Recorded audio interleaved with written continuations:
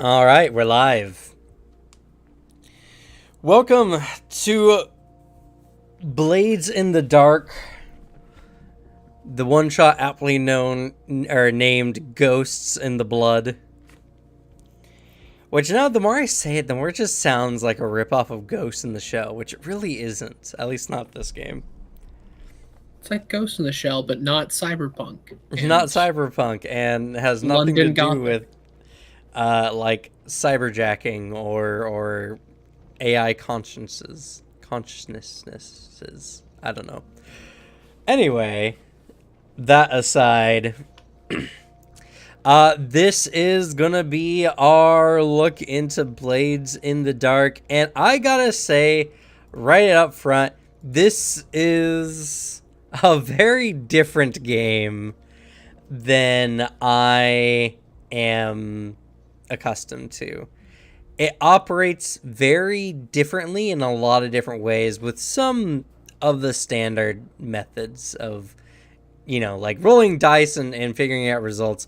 Nothing is really groundbreaking here, but it's how they approach the situations. So if you're watching this and we get something wrong, good. That's what happens when people play games for the first time, or at least when a GM runs a game for the first time. So we're just here to play a game in a way that people can expect and hopefully be entertaining while doing so. So, we are gonna start off here, and I think now we've all kind of further refined our ideas for our characters between the session 0 and now. So, I know there's been at least some working on behind the scenes by you guys. Do you have an idea what your hideout is like, or should I set the scene for y'all? I would say as long as it's like a VFA kind of bar. That's the kind of place that I'm imagining we'd hang out in. Just some kind of small, out of the way place. I think like turning a bar into a bit of a hideout. It's a cool idea. Okay, do you guys own the bar, or is it are you familiar with the barkeep, or is this just you picked the dirtiest, most trashy bar you could possibly find?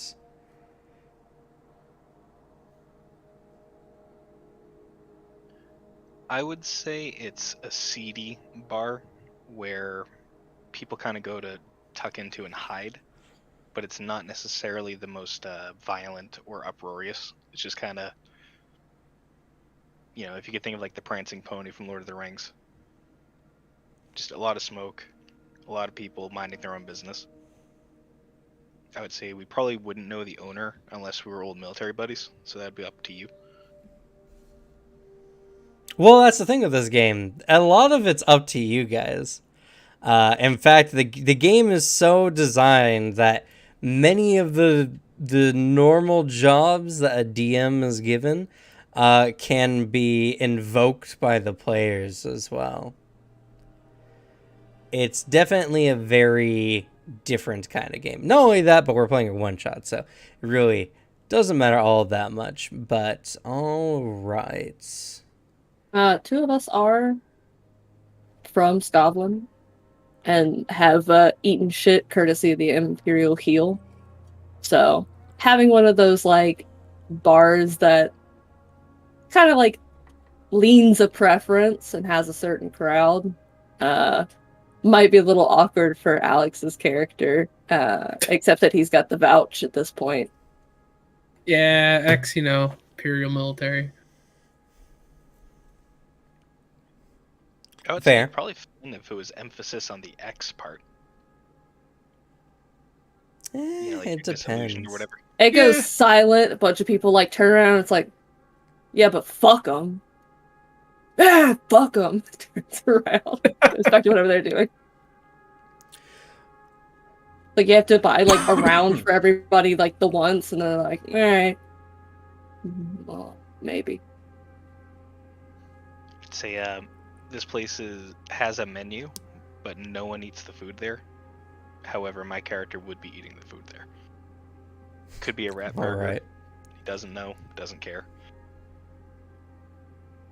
It's just rat and mushroom, just diced together until it's like, it's got a rough, like, regular meat texture. It'll keep me alive.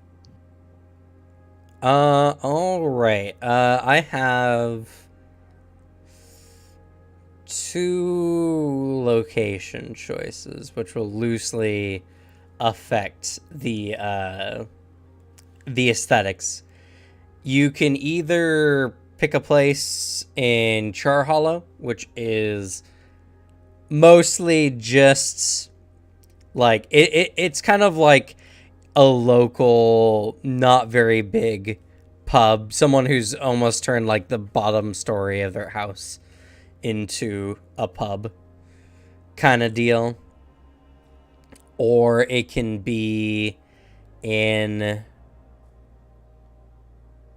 Crow's Foot, which is the much more urban, like think New York style kind of streets. Very high, multi-level kind of buildings. Lots of crisscrossing streets. It's also heavily ruled over by gangs. But it's also a great place to not get bothered if you know where to go.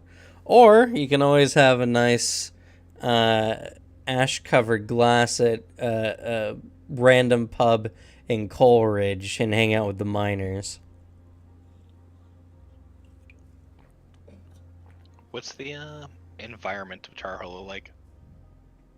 Char Hollow is kind of like it says right here, a crowded district of tenements and stacked houses. So this is kind of where a lot of people kind of just have crammed in to live in, within the Claustrophobic sanctity. tenements. Yeah. Which Coleridge isn't much better. It's just more specifically an area with a bunch of miners and other disenfranchised folks. Even more so. Yeah. So Char Hollow is just kind of pretty much like just think of Detroit in a lot of ways. It's just lots of places, lots of project kind of buildings, and it's just where your common folk mostly live.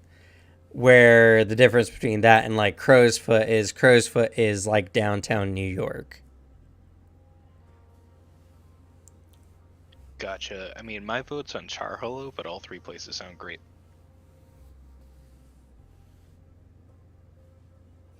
Charlo's busy and it's easy to get lost in, and it's also just like tenements, so it's not like people are out on like business and stuff for the most part. So, if you dive between the same looking, disgusting clapboard houses and then turn another line, you're gone as far as anybody's concerned.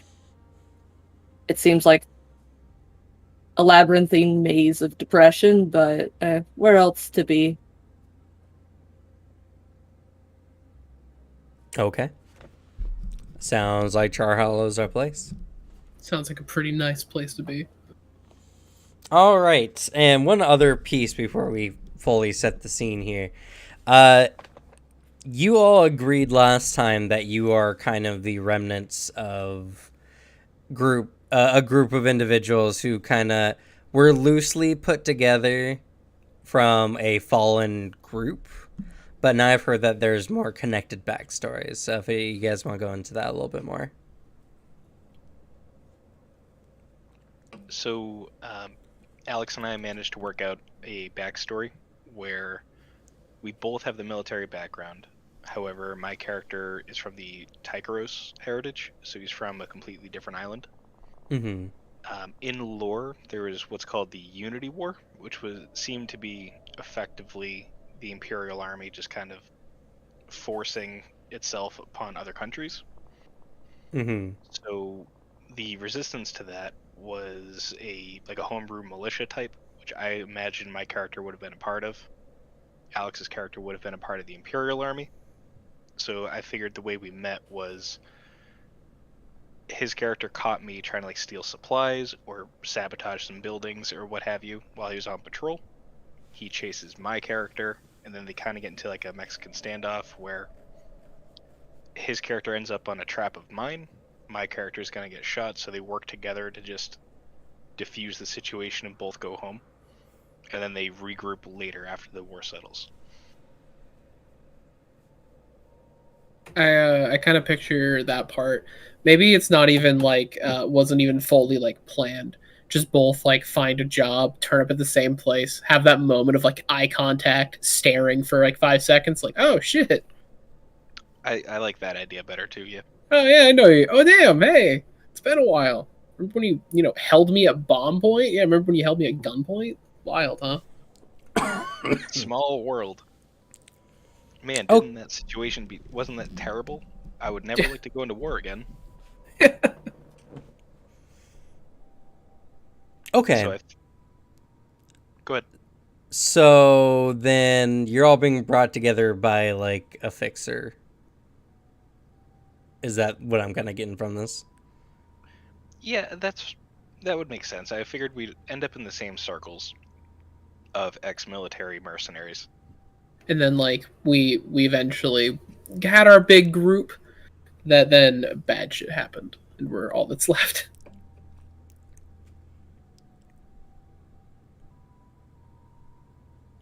Whoa. So are they different groups or? No, they were saying is they were both military, different Right. sides. I got Later that. on, they both end up here in the city Mhm. and are both kind of show up for a job, recognize each other, and then they just kind of keep doing jobs together after they get over the initial awkwardness of, hey, remember that time you tried to kill me? Yeah, I remember that time you tried to kill me back at the same time, in fact. And Okay. joined that group together. Okay. All right. That's a little bit more explicit. Okay. So then we're still going with the angle that you're all kind of Have worked remnants. together before, yes. Yeah, loosely. Remnants of somebody else. Okay. The And bar are you might have guys- actually been like an old, like, maybe like an early haunt for the prior group or one of their like locations they worked out of. But as they got bigger, moved to better fields, and we've come back to an old one that's long not gotten any touch of the old group on it anymore, and taken How- it over for nostalgia and also practicality. How about we got scouted out by that first fixer at this bar?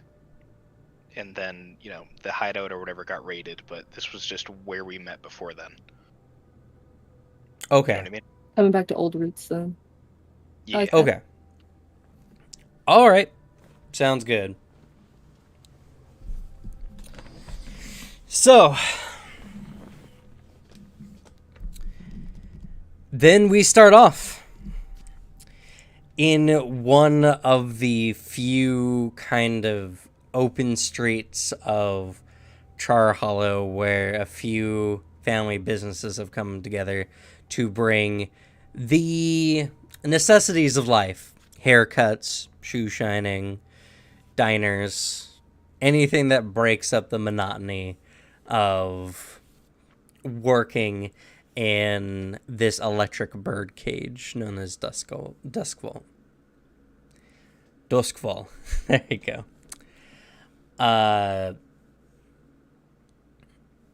You've all been loosely talking to each other and have set up a night in place. Miklav's, just Miklav's, is nothing else. You don't even know what the business is. It's something that the locals would only know, and that's it. Perfect for you guys, as it's just some cheap bar. It's got a very heavy, like the whole thing's pretty much the smoker section. Everyone just kind of comes in, minds their own business, orders some drinks, and does their own thing. And this is just the place where people go to hang out and forget everything that goes on in this hellscape of a world you find yourselves in. Whether they're Leviathan hunters, coal miners, that happen to get a place a little bit nicer than out on Coal Ridge, or your everyday schmucks who are working various office jobs, typing up numbers for some folks who don't even know who they are. It's these aesthetics that make you really feel at home in these streets. It's the pure desperation, darkness, and the smell of slightly tainted smoke that reminds you that what you're coming in to do today is just to get out of this shithole. Tired of the smoke. Tired of seeing so many just average Joes walking around, no life in their eyes. The interior of McLove's is dark, barely lit enough to find your seats. Most of the tables are set off in their kind of own little cubbies, in a sense. Covered areas. A light fog of cigar smoke covers this place in some, one poetically might say, mysterious fog. Others would call it a right damn shame of the lung. Even the drinks taste like cigar smoke. It's terrible. It's perfect, because who in their right mind would come here to do anything other than try to drown their sorrows? So, who would like to come in first?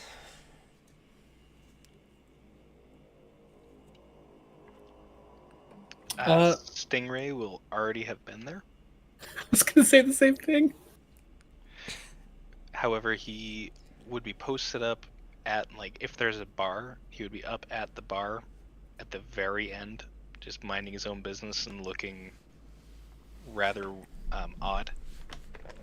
His heritage leads to him having beady black eyes, and kind of like a grayish rubbery skin. Meanwhile, he's just eating the food that no one else would dare to.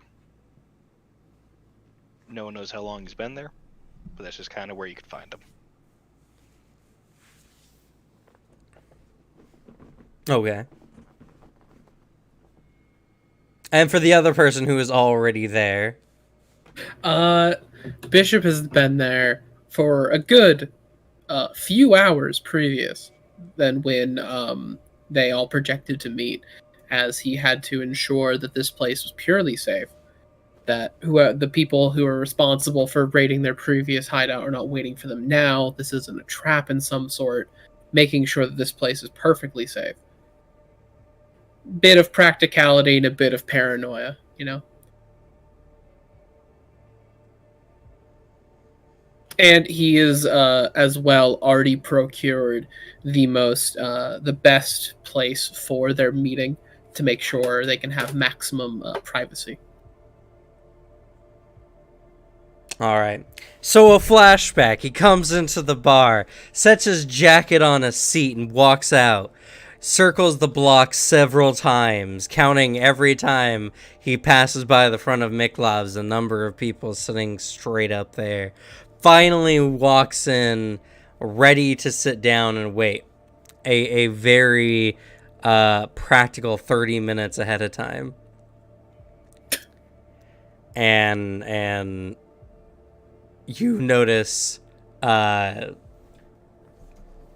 Stingray at the bar. You don't know how long he's been there. God, this guy's good. How did he infiltrate without me knowing?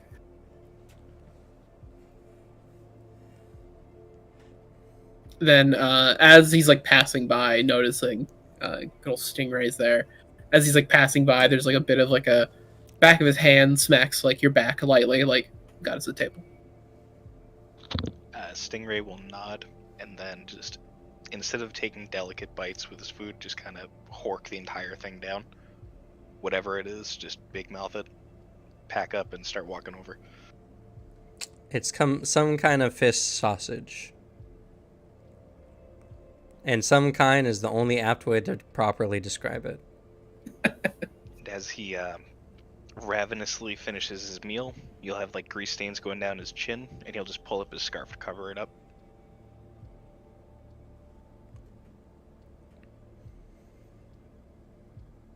He's rather stout, and he's about like a foot shorter than Bishop, but he's a little bit more heavy set and wide. And I didn't go too much into appearance of my of Bishop, but definitely not because I didn't forget that was the thing you'd have to do in tabletop. I promise you that. He is I was gonna say he looks like Russell Crowe, because that's the token I picked. It's just Russell Crowe. All right. So you both kind of meander over to the booth, set up, getting ready to go. And was Tiny already here, just raises from the seat like the Great Pumpkin from Charlie Brown? Or how does Tiny come in? Tiny comes in with elbows and some biting words, shuffling through people, griping about the plume of smoke that like poured past the door when he opened it, slams it behind him, and the like dull like roar of a bunch of just sad motherfuckers and shuffling drinks and feet, the clink of glasses, that like particularly withering sound when you like pull in on a cigarette is kind of broken for a moment like a shark fin through water by Tiny shuffling through the group. Luckily, it is not difficult to make it through a packed and miserable place when you are an incredible slip of a person. Like a Titan, your head sails through the fog that has gathered near the ceiling. Oh, opposite. I'm so small. Oh, are you? Is Tiny actually really Tiny small? is accurate. Oh, Tiny's actually that I way. thought it was an oxymoron. Okay, that's It my kind of apologies. is, but more in the fact that Tiny is very tiny. Growing up starving does that to kids of a war-torn country.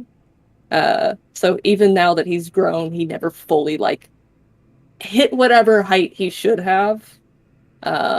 He's very scrawny, but he has an unnatural strength that borders on like coal-burning spite. And so he gets Tiny not as an insult for being small, but just because it's like, God damn, how are you that small and that mean? Like, if Alright. you made fun of an angry chihuahua for being a small angry dog, except it could actually bite you like a Great Dane. It's like a Wolverine. I have the not to be trifled with, so I can... Tiny can show off. Tiny can move some muscle. But when he does slide through in between people, making use of being fitting for his name, he has very pale blonde hair. There's a very slight copper tint to it, a long streak of white through the bangs on one side. There's really pale green blue eyes and looks ragged most of the time. There's always some like scuffs on his face, on his forearms. Sometimes some lingering faded bruises. It's not uncommon that Tiny starts fights. And there's a particular scar as he shoves through and reaches over, pulling out a seat and throwing himself into it, irritated. That is a rope burn so severe it's left some really vicious scarring wrapped around his forearm. But he wears a general worker shirt, something that would have been white in another world, but Duskfall isn't clean. Has a few small little moth-bitten holes into some seam of it. and dark pants with very sturdy work boots that you could see on any like dockside workers' feet, that always just seem to have an ambient damp to them. And if the smell of cigar smoke wasn't so strong in here, just has that like old water smell. Spends a lot of times at the dock when not actively working, generally talking with old work buddies or picking fights.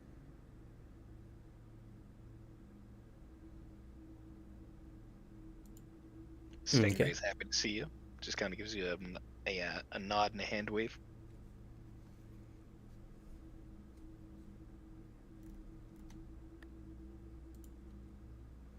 Always fun to see the two of you here. Fucking like waves his hand and there's just kind of that visible smoke.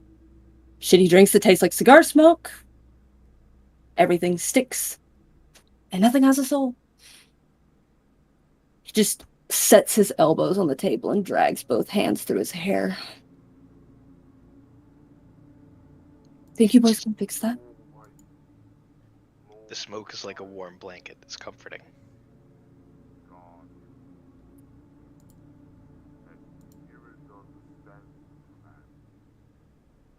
You need to get out more. You'll just kind of nod and not protest. It also comes from somebody who spends time at the docks, which generally smell like fish and slaughter. So. Besides, we shouldn't intend on drinking before undertaking what we're about to do. Soulless as this place is, it is safe. I've made sure of it.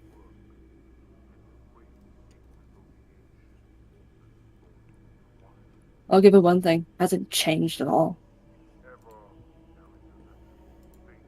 Food's good as always. Eh. Mm.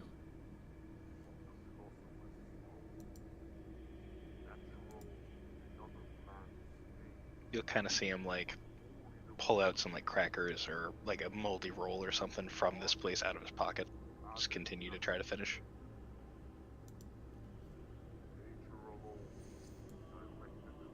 All right. So now that you've all gotten together, the plan comes out.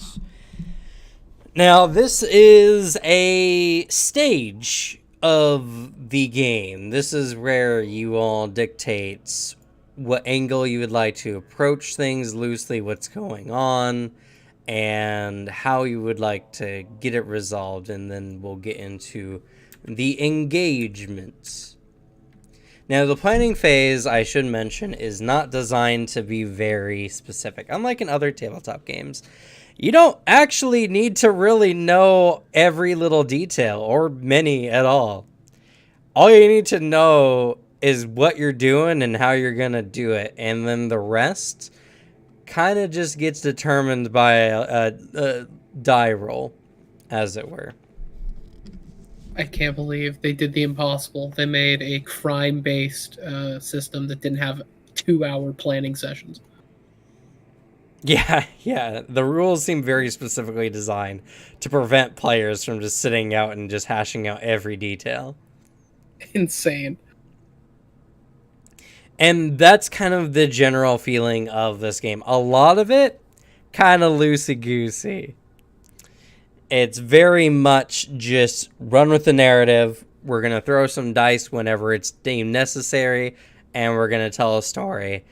And it's going to suck no matter what happens, because you're all just a bunch of barely better than common thugs.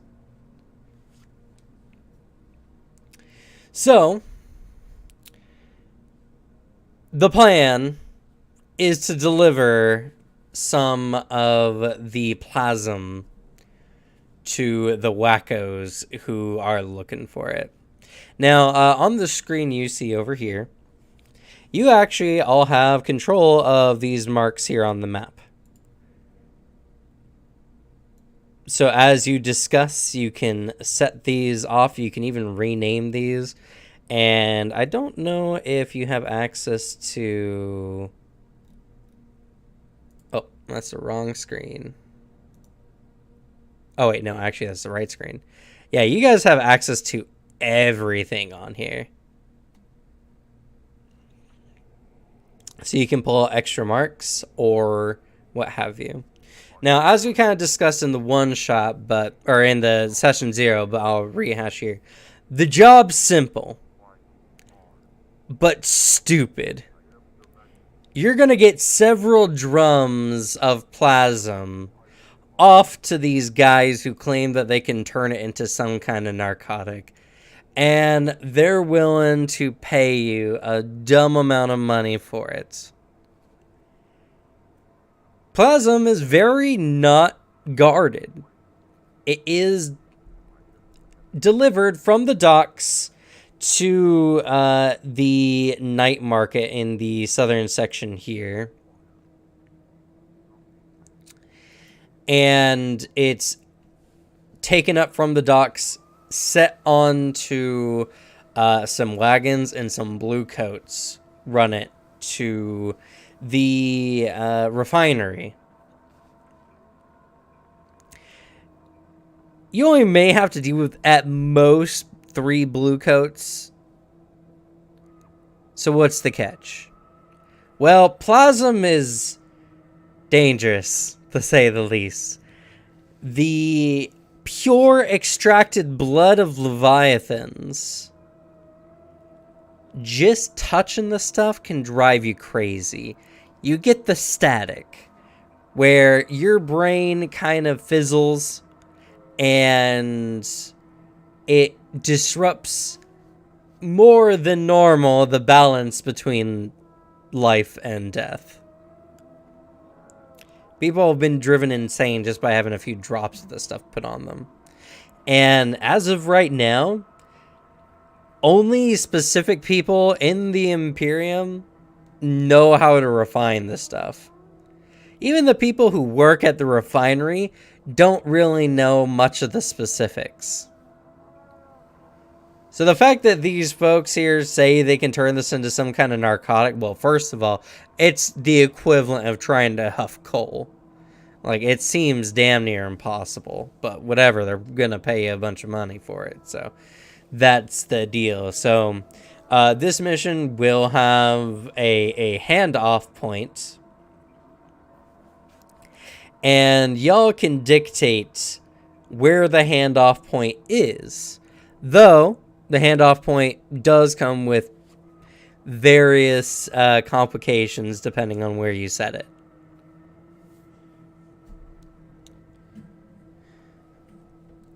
What you know is that the Mark is going to move from the docks. It's going to move through Brightstone, through Charter Hall, and into the night market before finally ending off at the refinery. So you have quite a few locations you could possibly intersect, though none that are particularly that far and out of the way.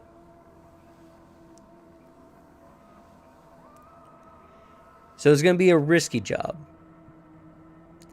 A lot of things are going to have to go right, and best case scenario, you get on the blue coat's bad side. Worst case scenario, you get on the blue coat's bad side and they start putting hits out on you. So you want to be only as little of an annoyance as you can be.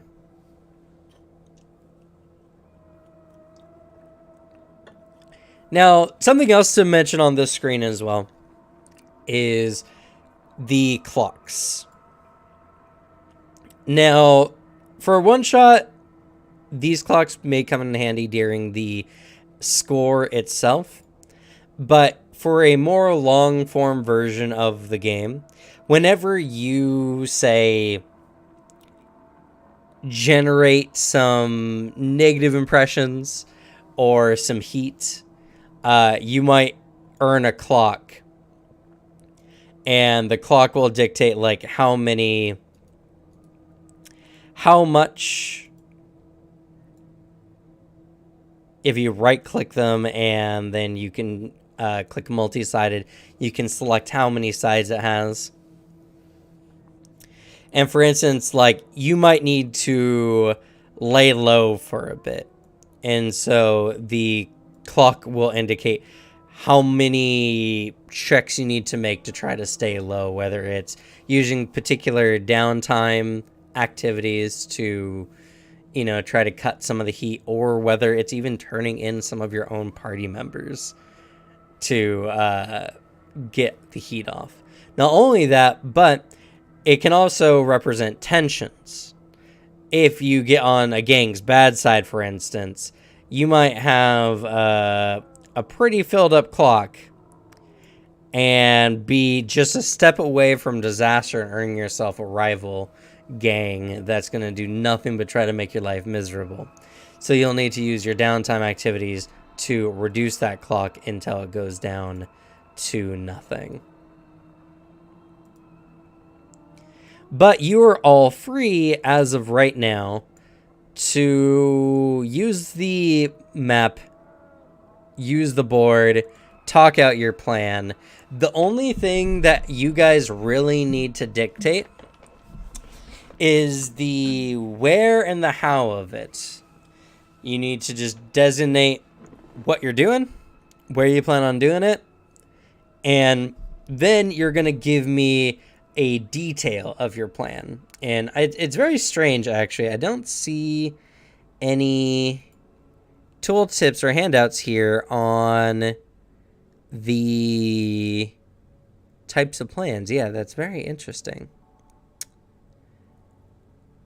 So I'm just going to go ahead and create you guys a handout real quick.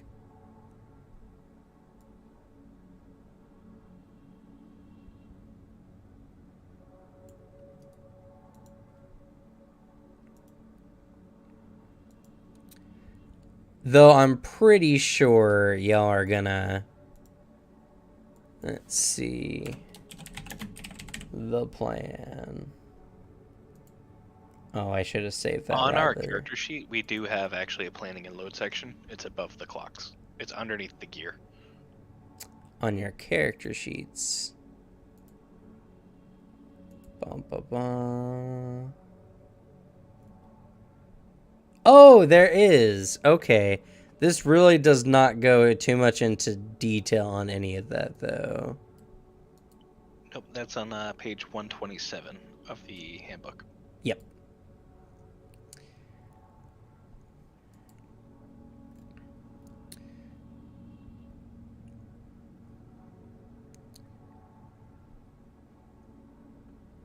It's not too... I'll give you guys a handout anyway. It's not going to expound that much, but does a little. Toss this into my Blades in the Dark.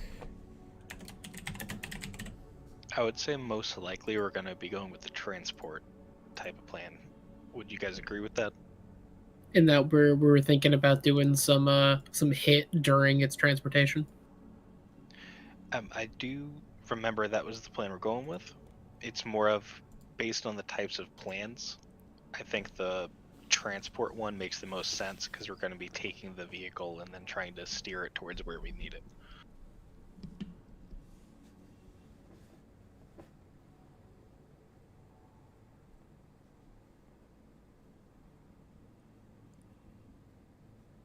There is a section on it, which really doesn't explain that much more, but yeah.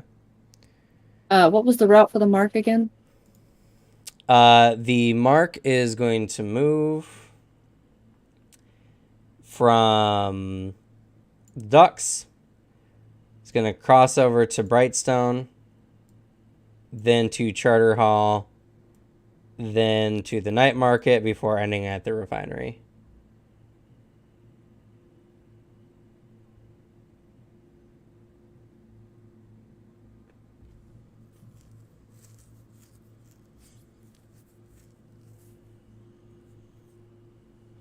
All of which are pretty public places.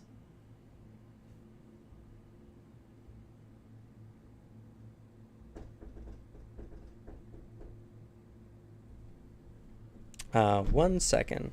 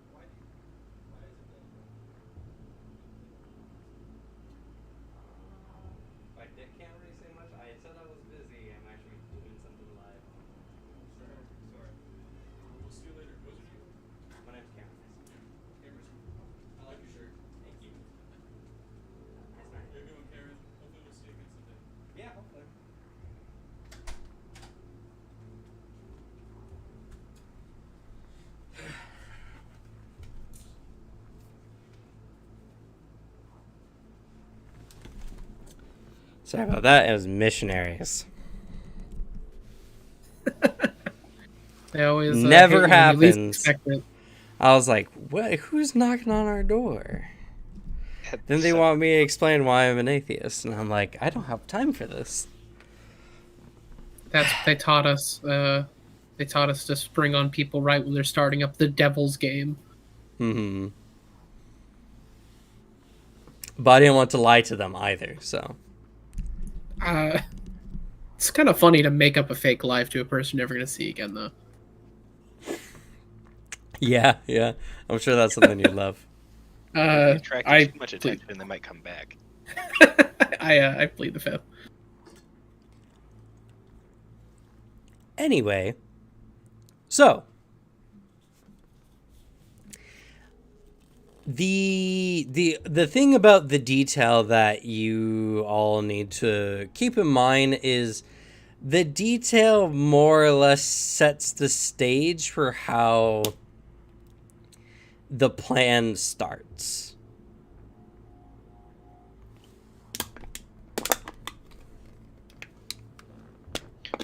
So, I'm going to just take a blind guess here. The docks are going to be standard dock district.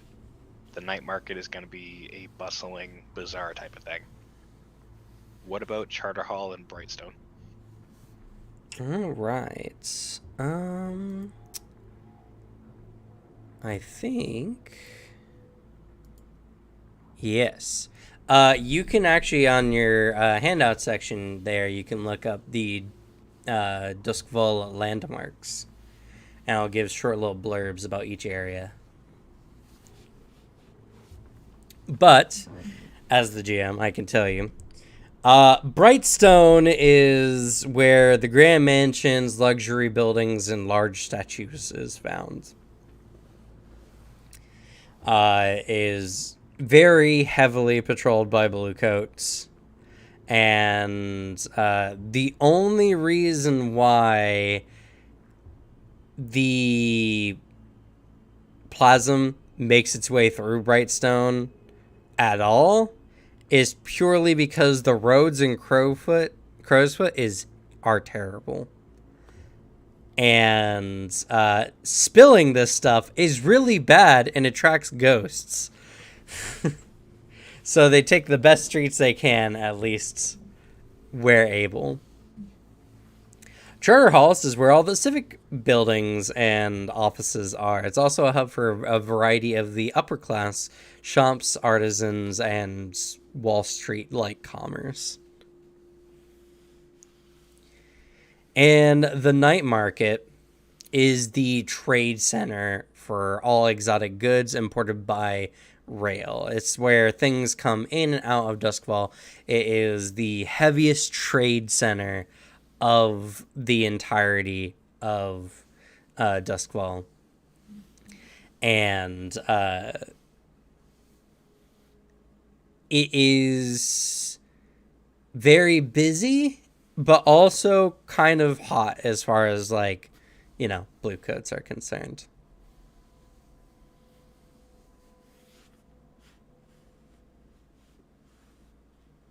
I think our best bet is probably to hit it at the docks or the transition from Charter Hall to Night Market.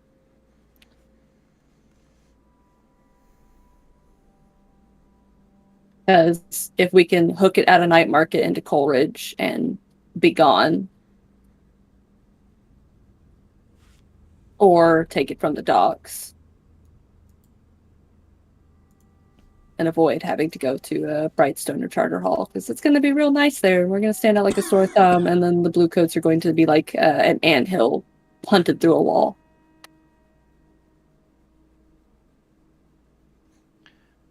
Do we know what the transport looks like for these generally? They're loaded up on transport wagons. How many? It depends on the particular hall, as it were. It rarely goes ever beyond 3 wagons, and more often it's 1 to 2. on any given day. And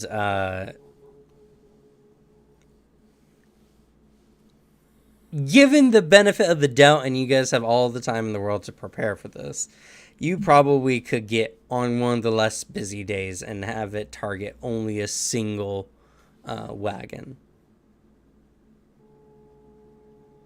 And you only need several drums of this stuff, 2 to 3, and you're set. So, to build on your plan there, Vale, I do think Charter Hall is probably the best place to go, but I think that the single bridge from Charter Hall to Night Market would be the easiest to set it up. What I was thinking. And The transition from there. there, we could either dip into Six Towers or Coleridge. That way, because if Six Towers is dilapidated in older buildings, that could work. Coleridge is also like factories and industrial, so that could work too. So it's good to have a backup. And that in going into Coleridge, I guess, is there like a decent amount of, say, large abandoned areas, like we could maybe even hide the transport? Like, imagine we take it over on the bridge, get into this area, make some sharp turns, and then like go inside of an old factory, close the door behind us, and like hide out there. And just It's vanish. It's like the place where all of the like laborers and like coal and factory workers live. So it's mostly all just like residential and silt and dust. I see. Well, Coleridge also has a pretty big number of like run-down factories as well. And it would have warehouses for factories as well too, so could be a good dead drop location. Yeah, because the thought, like, I think that's like a great place to I completely agree, yoink it and then like run into, and then it's just how do we want to go from there? Do we want to like try to outrun whoever anyone could be chasing us, or do we want to try to do some clever stuff, hide, and have them like rush past us kind of deal?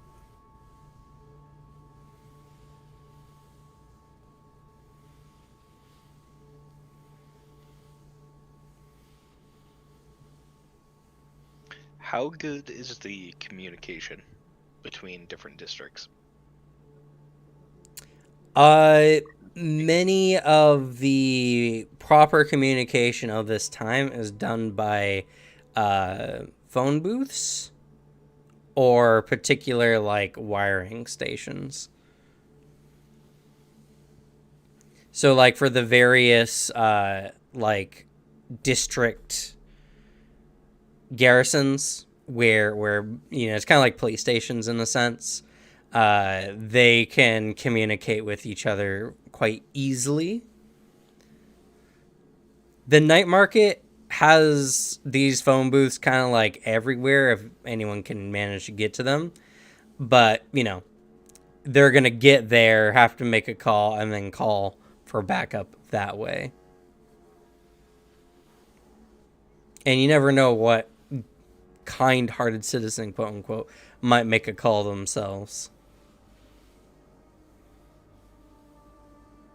And I also should mention, due to, again, the precariousness of dealing with Plasm, transportation is only done during daylight hours. Well, what this city has is daylight hours, more or less, which is the working hours, when they're not trying to reserve energy.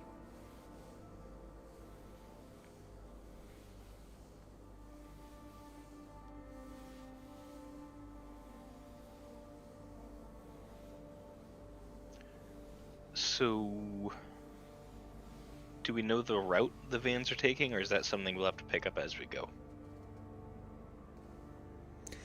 You can They're just one assume... route, or... Good.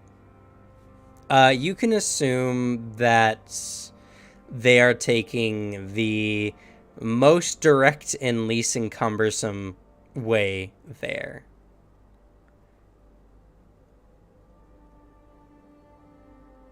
So, for instance, going from Charter Hall into the Night Market, unless anything prevents them from doing so, they'll probably take this bridge here. because it connects to the main thoroughfare that'll get them to near the Gaddock rail station.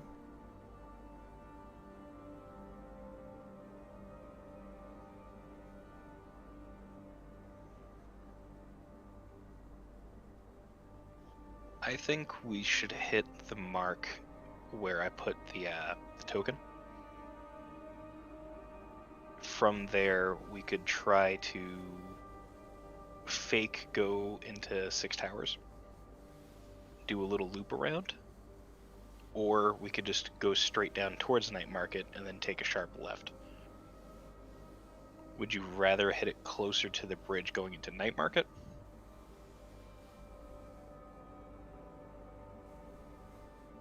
What do you guys think?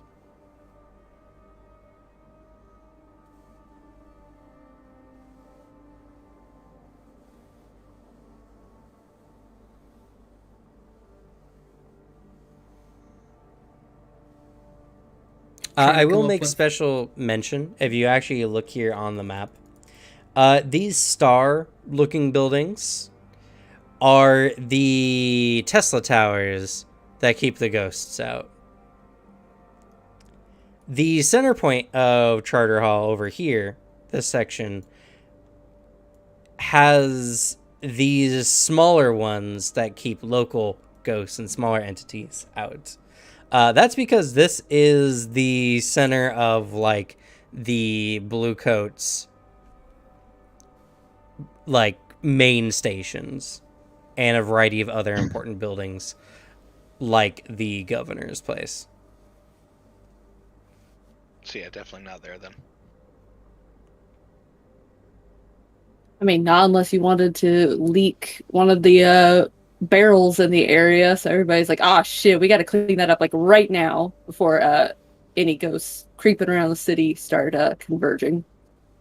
That is true. I was You thinking know. distraction. You would have to sacrifice a barrel, and you would have to make it subtle enough where it's like a risk that they need to deal with, but that you are not absolutely hunted down for it. So if you spring a leak, and in pursuit of trying to figure out where these barrels have been taken from, finding that would be probably a more immediate concern. It is a fun distraction idea. Just, whoa, ghosts be upon ye. Did they have a whisper? No?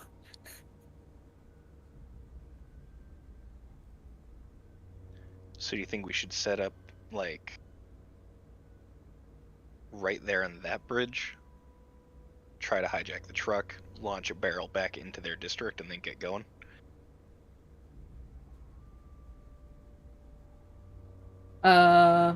Popping a leak in one and tossing it into the canal right there might be an issue for them, because that's harder to clean up. I dig it.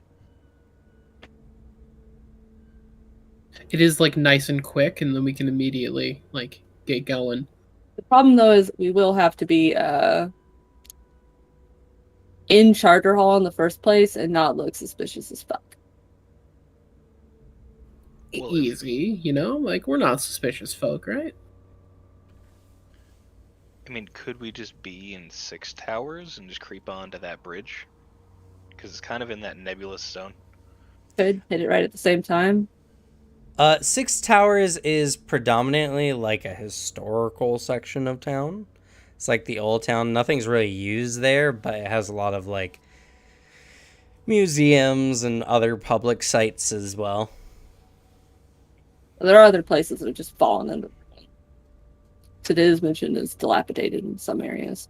Yeah, well, like I said, most of what's there is just not in active use. Yeah. But they're not torn down and remade into anything else because it's a historical section of the town. Less witnesses.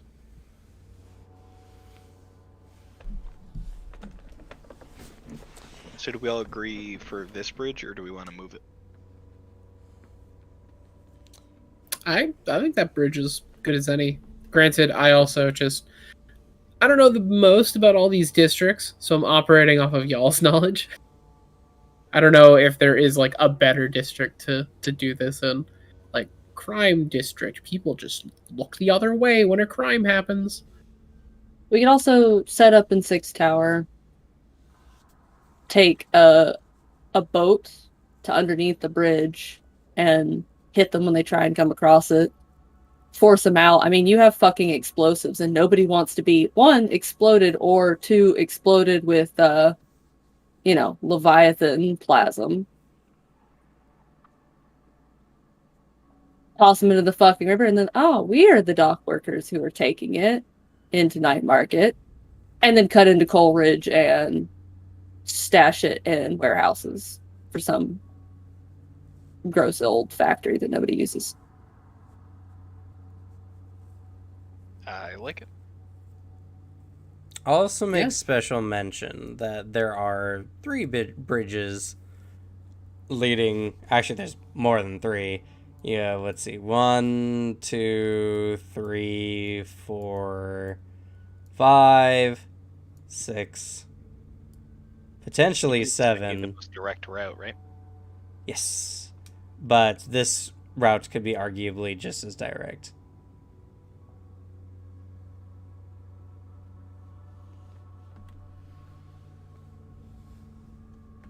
So do we want to blow up a bridge and force the traffic into one?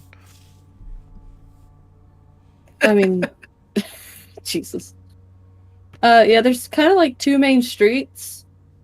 If you don't want to fully blow up one, could probably do enough foundational damage to one that people have to patch it, and it's kind of like a no-go for anything heavier, and you're not going to want to risk that. I just mean we could even just cause an accident or something. It doesn't have to be total mayhem. Yeah, just plant a mild explosive on somebody's thing or whatever, and then just trigger it when they get across the bridge, so that it's just stuck there for a bit.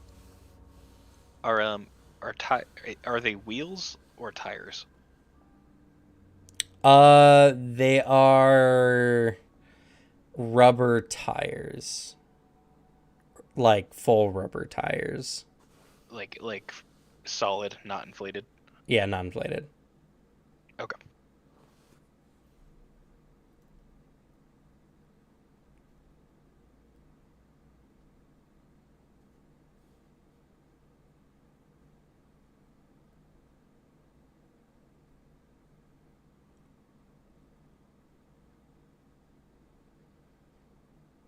You also could possibly call in favors, have some ne'er-do-wells cause a roadblock inconveniently. That could certainly be a bit less suspicious. Just they're causing some havoc. As Don't mind our ruffians do. buddy, the snake oil salesman, who's just happened to have a wheel pop off. Oh, that's so terrible. Have you considered buying any of these? They're great for your skin. They're great for your heart. They're great for your brain. They're great for your digestion. And just know we can get by. Yeah. If we could block that intersection, I think it would funnel them where we need them. Assuming they follow main roads. But at the very least, too, if we have someone blocking that intersection, they could tell us which road they go down.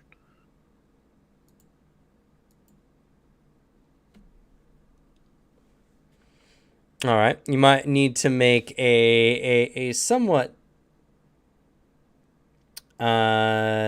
difficult's not the right way, somewhat risky check in order to secure that. As again, as I mentioned before, anything inside this wall area are kind of like high profile civic members / blue coats.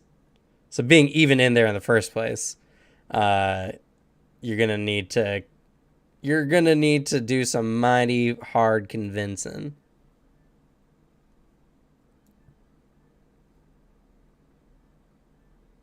Unless they don't know. And we just deceive them. Well, you If gotta you tell them block what that- street you need them to block off, so. No. We need them to make a delivery from Crow's Foot to Six Towers. And, if they just so happen to have... There's no way they're gonna go right through that section. There are checkpoints at each of these gates. I think it's probably easier to do that bridge below that intersection because Go ahead and if direct somebody comes down that street, the easiest way is to take that like diagonal one up back to the main road and then take the larger road down across the bridge. Like the rest of those are like small, like narrow, lots of turns and stuff, especially sharp turns with you know, murder blood. Which one are you talking about?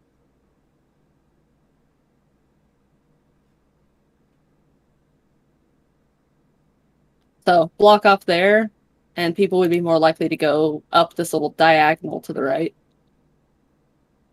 and come down to either one of these two bridges that's more of a straightaway through the rest of Charter Hall. Honestly, probably more likely to come to this one on the far edge because it's a straight into Night Market. Yeah, that's what I was assuming they'd try to come down, but I Yeah. wanted to make sure they did.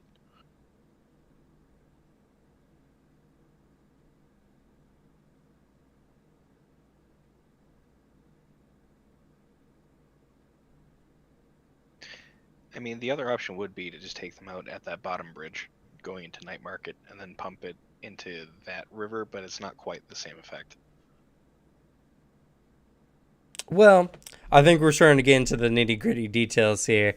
Nothing is going to go quite as planned. Yeah. Things might not be reacted as such. Y'all just need to decide exactly where you would like to hit it and A where you would well-oiled like leak, to to take be it. fair, is as dangerous near the Charter Hall like thing as it is at the bridge at Night Market because Night Market is so fucking packed. Just like, I mean, anywhere else in the city, but height of the day, there's going to be a bunch of people around out there like shopping and stuff.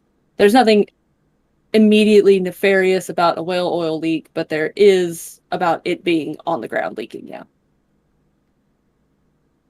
So if we lose a barrel after we cross the bridge, after it's leaked a line from the wherever we managed to get a hold of it across, that can be the go-to distraction to get into Coleridge, lose into the little streets, hit one of the factories, and be gone.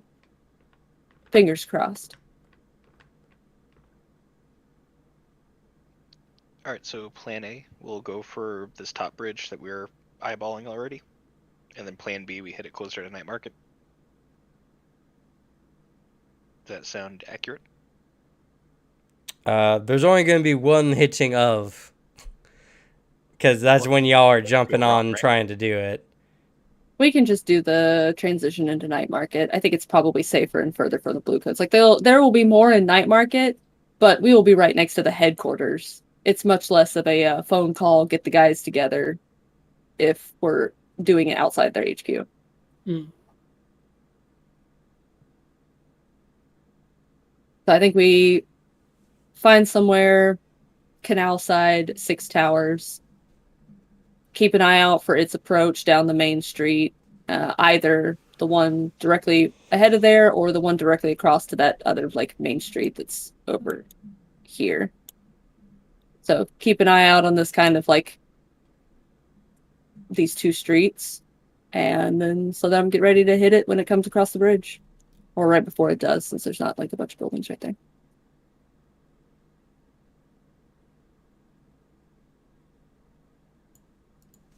Sounds good. Yeah, I like that plan. All right, and what's your method of taking hold of the cargo?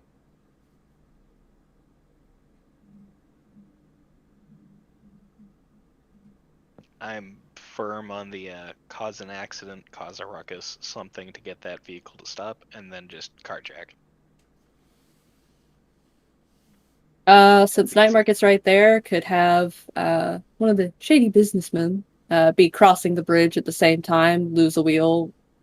We take advantage of the trying to figure out how to reroute that, or at least just to slow them down and like make them stop for a moment, keep it from like completely blocking the bridge because we also have to get through there, unless we want to take it like back through Charter Hall around to Coleridge, but probably suspicious. I think it's gonna be suspicious either way, so I guess it doesn't fucking matter. Either that or I don't know, you're the demo guy.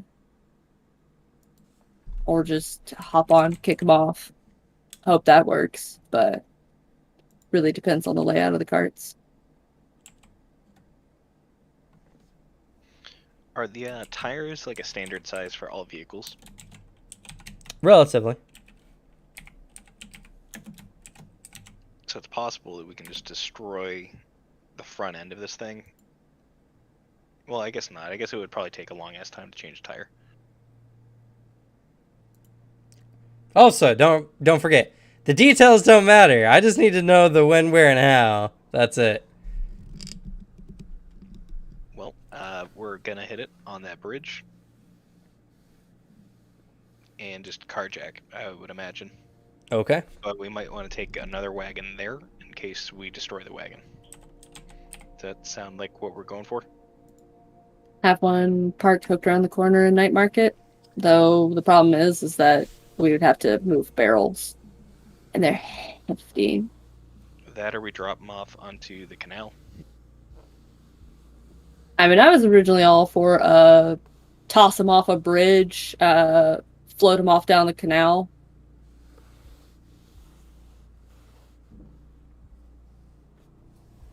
How high up is this bridge over the canal? Between 30 and 50 feet.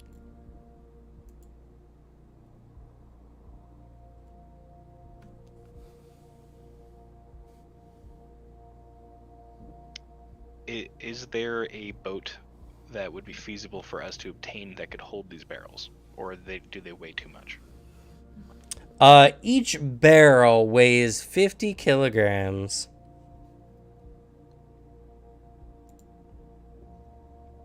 That means nothing, DM. Put it in boat terms. How is that in American?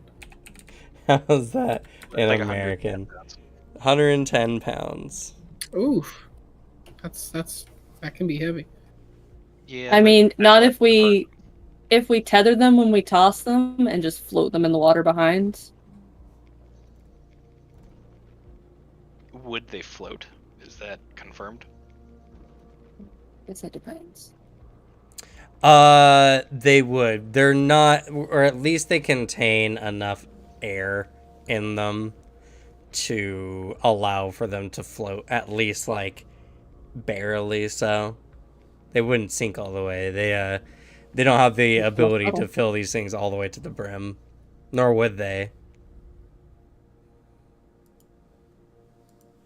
Sounds like we have a plan. Tether Alright, them so together, toss them off the side after jacking the thing. Have a boat in the ready, though. Instead of taking them to Coleridge, then we could take them around and down to Coleridge and unload them at the docks there into one of the warehouses, or we can try losing in Char Hollow, but that's a lot of, people and places to watch. So I think skimming around Coleridge and probably unloading it at some seedy, disused factory dockside and mixing it in between all the rest of the shit left behind that just gives you tetanus looking at it's probably a good, easier to hide it. And just so y'all know, the due to the open channel near the northern side of Duskfall, the currents all run from north to south. So we'd have it on our side going down. What about between Char Hollow and Six Towers? Does it run right to left? Is that it?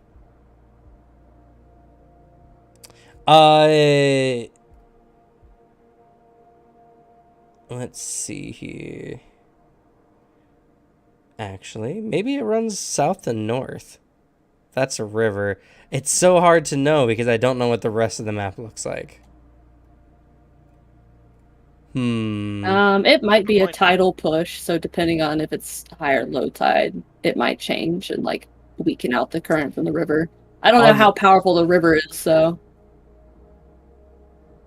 Yeah, well, I just don't know enough about the topography. I'll keep my statement because I think that'll make things more easy. So which channel are you talking about?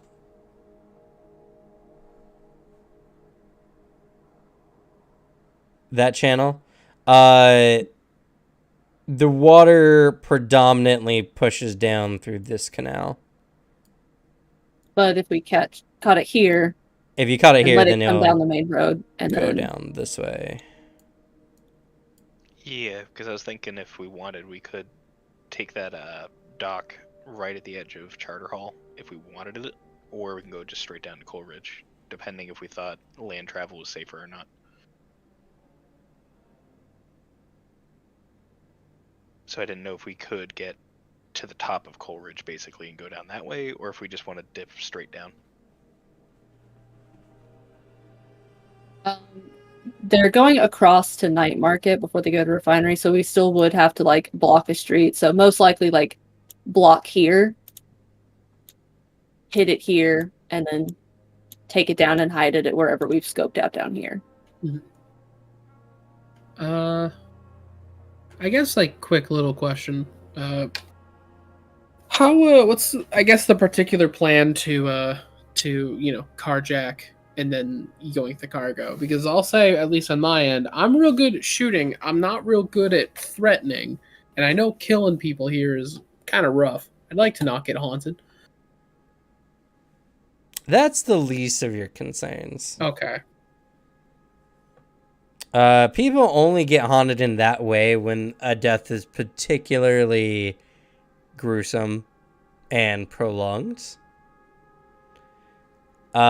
Your bigger problem is making yourselves a target of the bluecoats. That is fair. Yeah, we don't want to murder these people I'd like to not. because death equals ghost. You kill people, you're a real issue for everybody. Also, sometimes you then kill like a major enemy of yourself and they just come back as some fucked up hole or vampire or just ghost outright. Those are harder to kill than men. Yeah, good old reasons I wouldn't want to take part in any of that, but I'm looking at my skills. I'm good at shooting. I'm not good at saying, "Hey, get out of the car. Get out of there." Broad strokes, though, I do think we have the plan figured out. Oh yeah. Okay. I like this plan. So you're planning on hitting it here? No, at the bridge. Okay. We're just trying to funnel it, like, if needed, we want something set up where that X is to funnel traffic to that bridge and not the other one. Yeah, we just need somebody to park stupid right there. Or lose a wheel, unfortunately. Block off that road. Going through Coleridge is like going through Crowsfoot.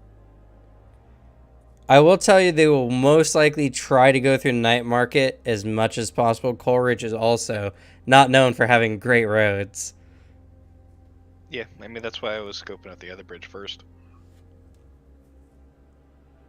But Yeah, either that's way, fine. We can just do that. Okay. Alrighty. Now, the engagement. So, setting up the engagement.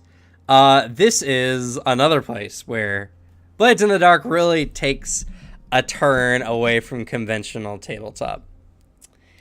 How you engage with the score initially is based on the luck roll. So, your situation when this starts, we don't need to do any setup. We don't need to have you guys sitting around in 6 towers waiting, nothing.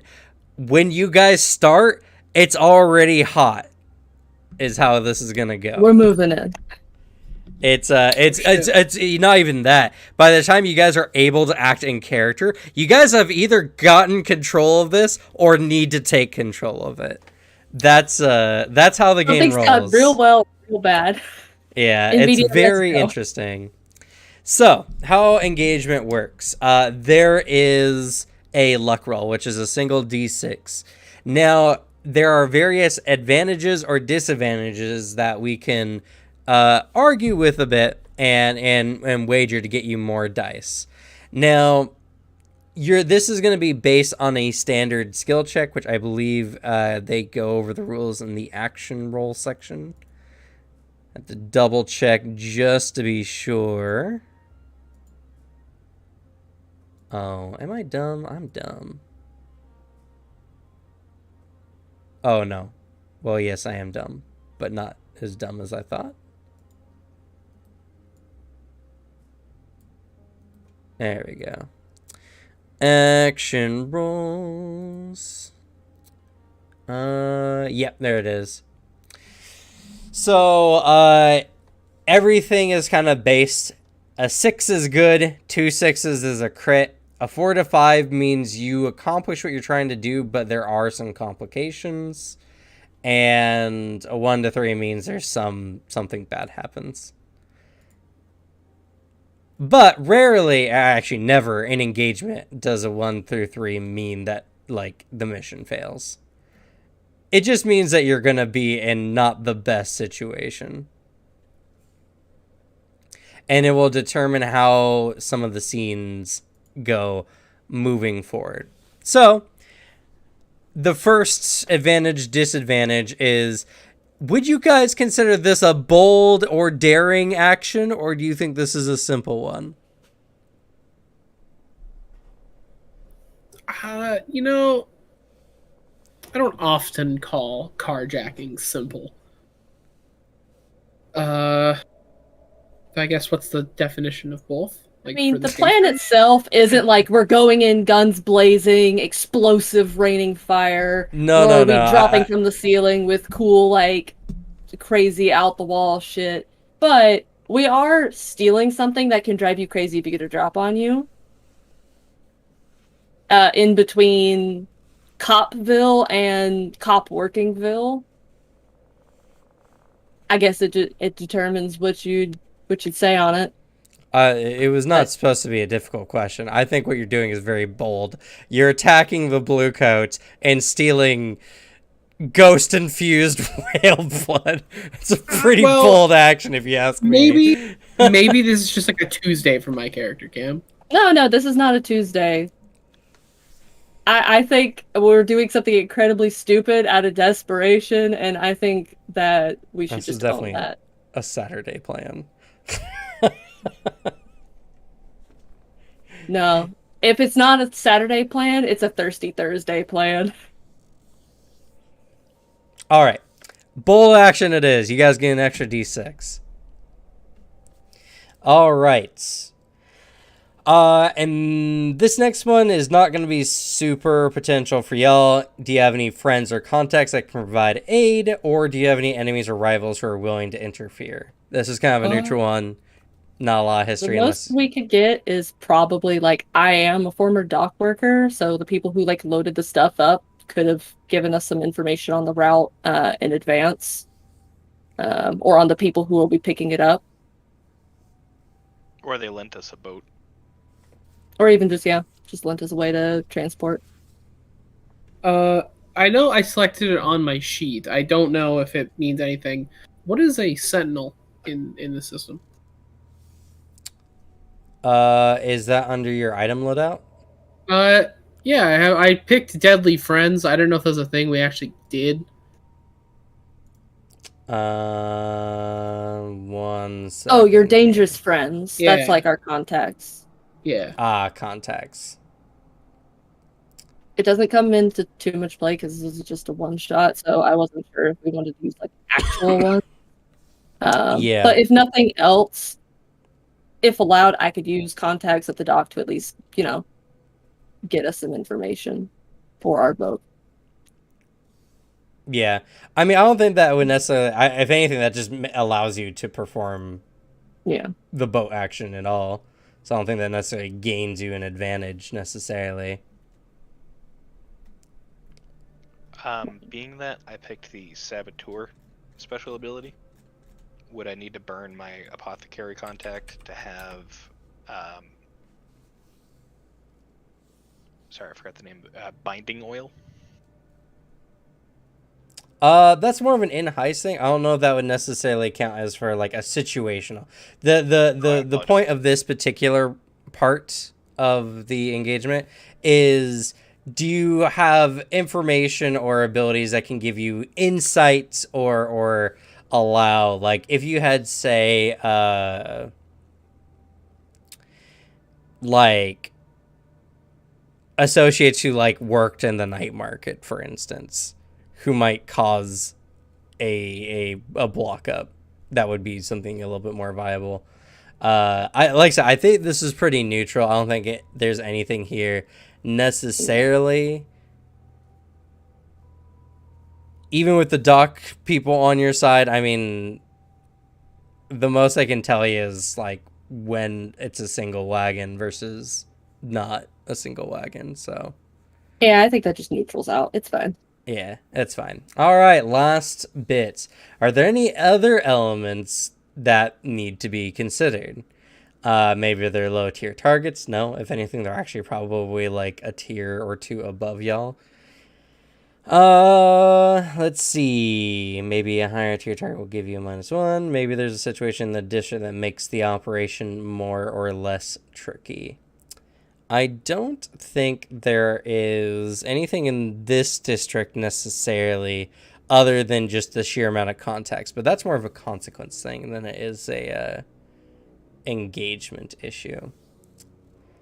And again, these are not very well guarded halls. They don't think anyone is crazy enough to just come in and try to swipe stuff that is perceptively not useful to anyone other than the government. So I'll say that one also. At least it is also a small shipment too. So yeah. So despite you guys kind of swinging a little above your league, the opposition is not too much. They aren't expecting much. That's just gonna be 2d6. Alrighty. So it's gonna be 2d6, taking the higher of the roll to determine what happens next. Hope you're all ready, because this is where we start. This is gonna go great. Okay, 5 and 4. So that is going to be a you jump into the situation. The mark comes crossing the bridge. It is somewhat populated. All it takes is a swift blow to an axle wheel, or maybe a detonation of a light charge of something to cause a immediate pile up on the bridge that prevents egress for the wagon. And unfortunately, it was not perfectly timed where the bluecoats are in shock. They were stopped, and now you have to deal with them. So the situation is risky. All right, so the wagon is stopped. You now need to deal with the bluecoats before you're going to be able to get to the cargo. What do y'all do? How many are there? There are 2. I would say that Stingray is going to try to sneakily run over to the wagon and just try to apply binding oil to the tires to glue them to the bridge. Wagon's already stopped. You don't got to worry about it. Yeah, but they can leave, right? No? Not if They don't you have a stop them reverse on a first. goat-driven wagon, and we're trying to hit this fast, so we're not going to give them time. Yeah, this game is not about the small particulars. It's all about the action, what you want to do that furthers your plan to the next step. I think we just gotta rush over there and immediately, deal with them. Bishop might is thinking, get over there, maybe even like sneakily do this, get to one of the sides of the wagon, so like he can immediately stick up one of the bluecoats with his pistol. Just handcuff them to the cart. That can always work too. Just immediately put them in a position where they can't do anything. Excuse me, officer. Okay. All right. So your plan is to... You hold him up on one side with the pistol. I'll just grab a dude's arm and on the other. Yeah. We'll both play to our strength. Manhandle. Man, I really wish they put the character sheets on the back of the book. It's where I always go. I just gotta pull up my own character sheet that I have here. because I forget what skills are in any game. Bum ba bum ba. Okay, so this is, I'm gonna say,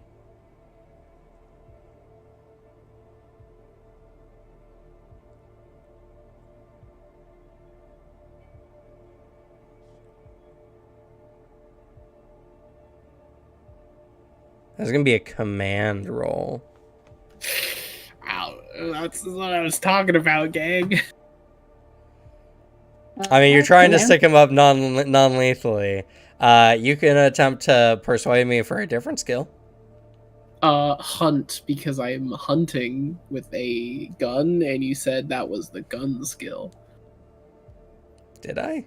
I don't think I I think did. you said. I was like, what? Oh, attack what with role- precision shooting from a distance. Yeah, but you're not shooting him. I mean, I could. I can in- take the command role. If you want to be my backup, Scary grabs a guy's arm and goes to handcuff him at the same time. There's a on the other side, and I have the scary weapon or tool. I can basically threaten with for extra if I can. Okay. So- yeah, I think that's what it does. yeah, you take charge. Man. So this is something as well. So in the action rules section there's a small reference point called teamwork.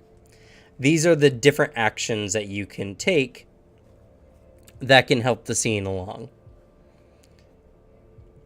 For instance, a player can assist. They spend one stress to give another player an extra die on their check. Though you become involved in the check, and thus you also suffer the consequences for said check.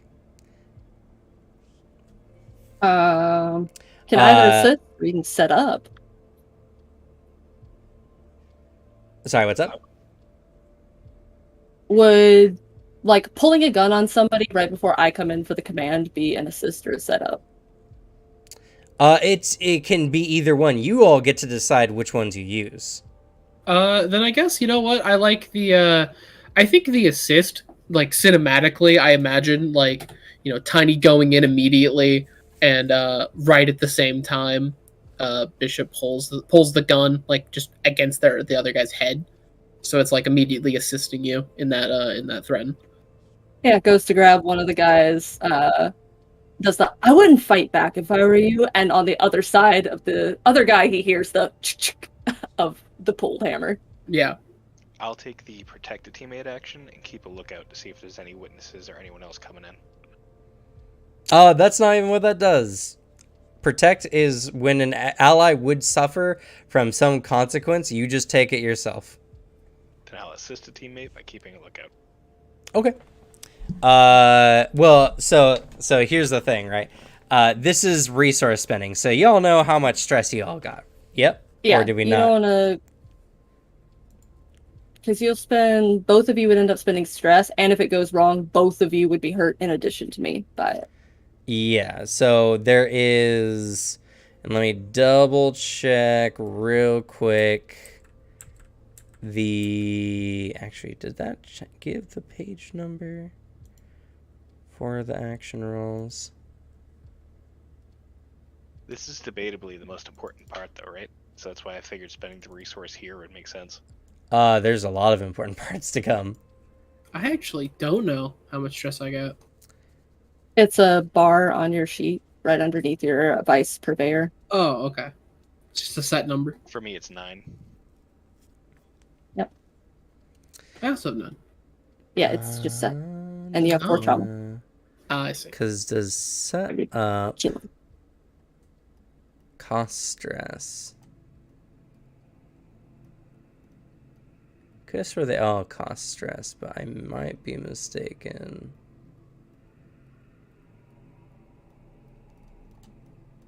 Oh, there it was. Teamwork setup. Let's see.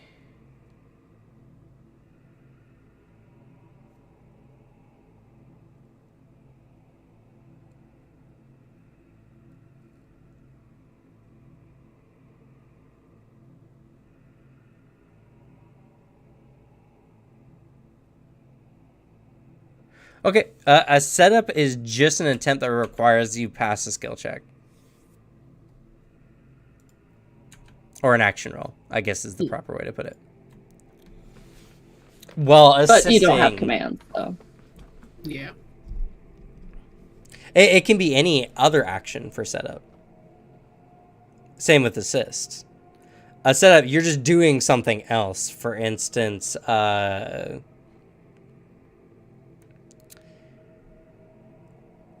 in this situation... Could I maybe, for real, argue its skill? Could I go for prowl maybe as like so I can purely sneak up and maybe scare the person I'm gonna threaten? Like they just straight up don't see me coming. Setting up a more intimidating. Yeah, I for could me. say a successful prowl could be a setup. Okay. They don't know I'm there till the gun cocks.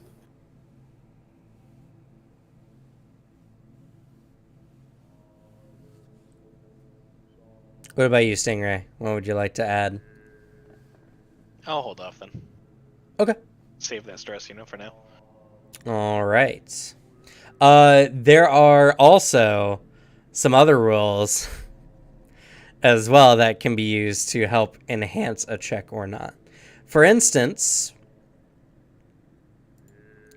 you can push yourself. Let me jump to the section in the rules real quick.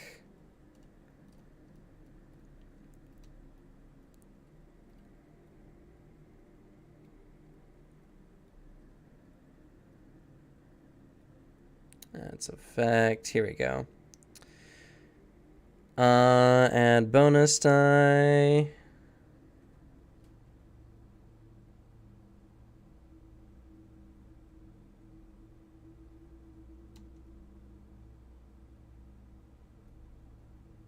The bonus die is push yourself for 2 stress or accept a devil's bargain.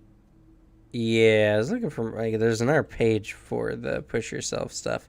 But yeah, so you can get a bonus die for pushing yourself, taking 2 stress, or you can take a devil's bargain, which is there will be some negative consequence, but you gain an extra die for it. I believe you know all of the stuff for devil's bargain, though. Yeah, so I would make, or you guys can make a devil's bargain. For instance, I could say, all right, you could make this guy into into a personal rival of yours, giving yourself some extra heat from the blue coats, and this man in particular will be intent on chasing you down and will foil future attempts for you guys. Not super relevant in a one shot, but that's kind of a devil bargain I could give up. You guys could be like, oh, I take you could expend like coin, you could like bribe the guy off, or you could attempt you could like give an item or something, or you could start a clock. Like you could be like, go on, go call your friends, and I'd put a time marker for the blue coats to find you, and you'll have to avoid them, but they'll be hotter on your trail. Whatever y'all think might make the situation better or not.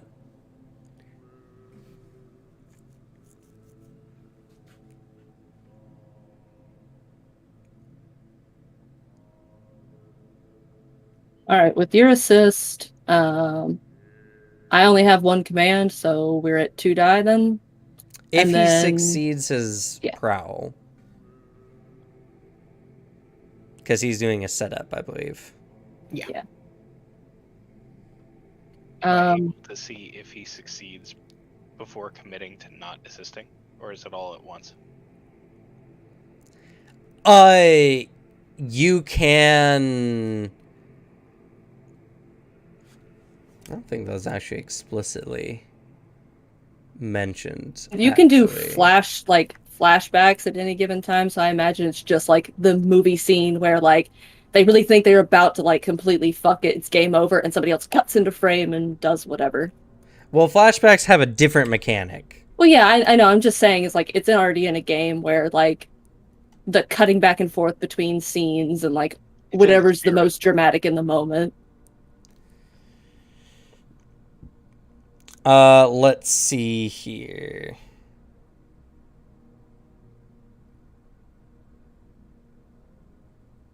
Yeah, you can attempt a check after the setup. If the setup fails, you could attempt an assist.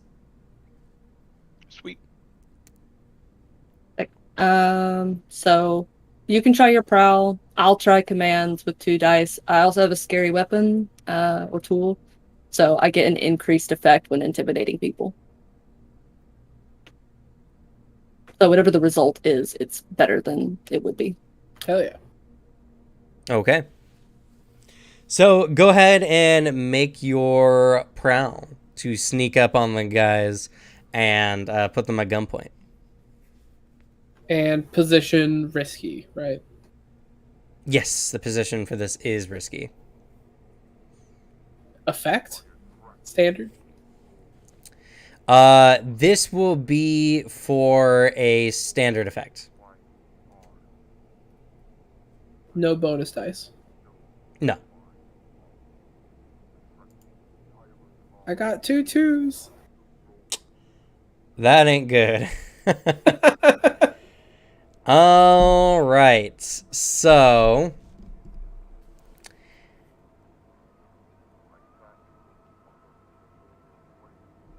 you attempt to hold one of the guys up, but he sees you before you can do anything.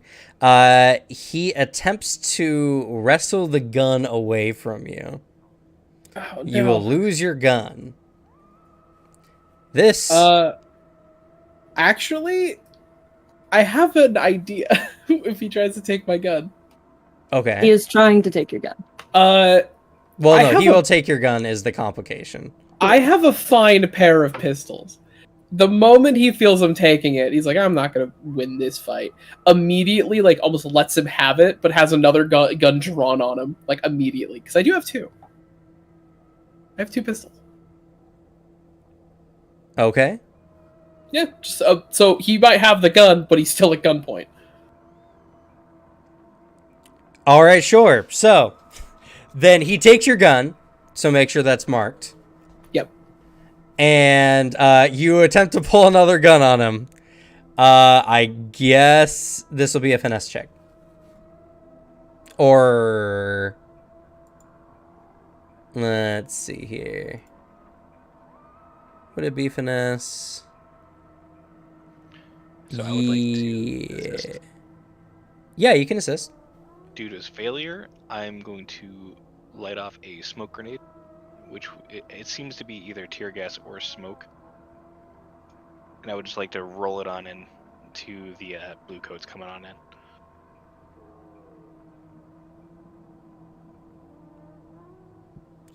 Could I roll a tinker for that? Sure, if you would like. Well, actually, if you're assisting, you don't even roll. You spend a stress to assist. Oh yeah, that's right. But I thought I had to roll a check for that. No, that's only if you need to do a setup action. You just add a die to the check when you assist.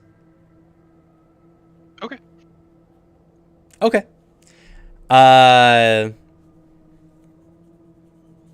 So are you trying to blind them? Like, what's the...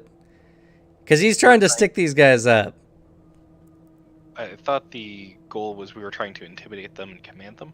So I'm trying to add some chaos and confusion to the scene, thus making them more pliable. putting them on the back foot because they're choking on smoke.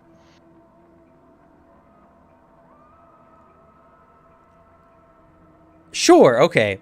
All right, so you're attempting to debilitate them with some kind of smoke. Yes. You don't even need to expend anything to do this.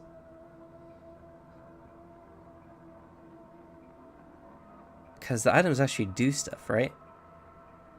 Or Correct. is it just...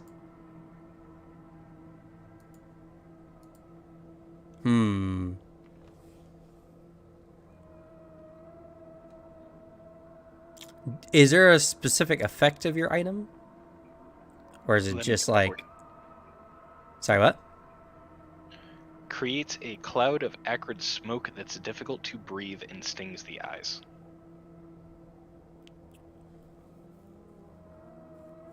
Page 226. 226.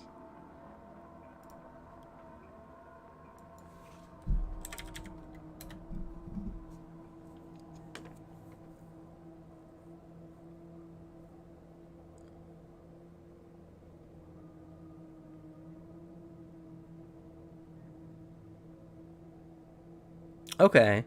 Sure. Why not? That's fine. Okay. The point where I'm getting stuck is like... Technically, a normal just aid check doesn't even require the expansion of an item. You just need, like, some story reason. But I guess if you have nothing else you can do that can actually aid in situation, then I guess it would be the way you'd have to do it. Yeah. All right, cool. So go ahead and I guess mark a... if you don't want to mark a stress, you can attempt a setup for his check. Because it is in the rules, you can't actually set up a setup. To improve the next setup. In which case, all you would need to do is make a tinker roll. Or a wreck, your choice. From what position? I would say standard. Or this would be a risky. Controlled? Or all right.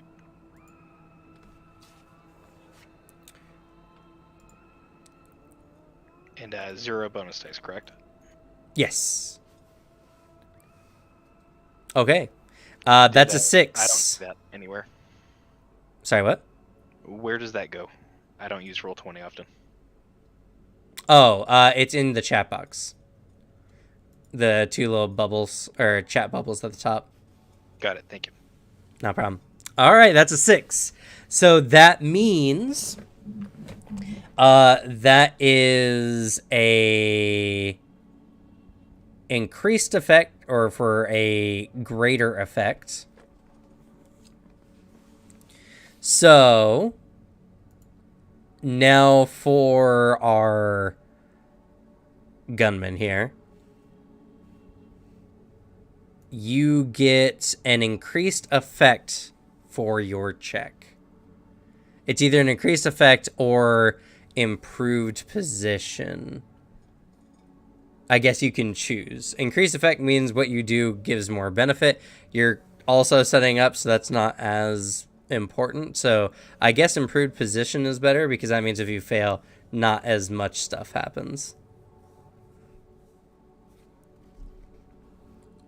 So yeah, that would probably be the better one, is improved position, going from risky to controlled. And that's going to be a...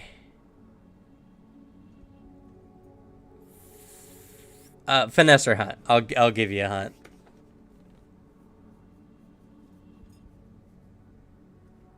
For Bishop. I will happily take hunt.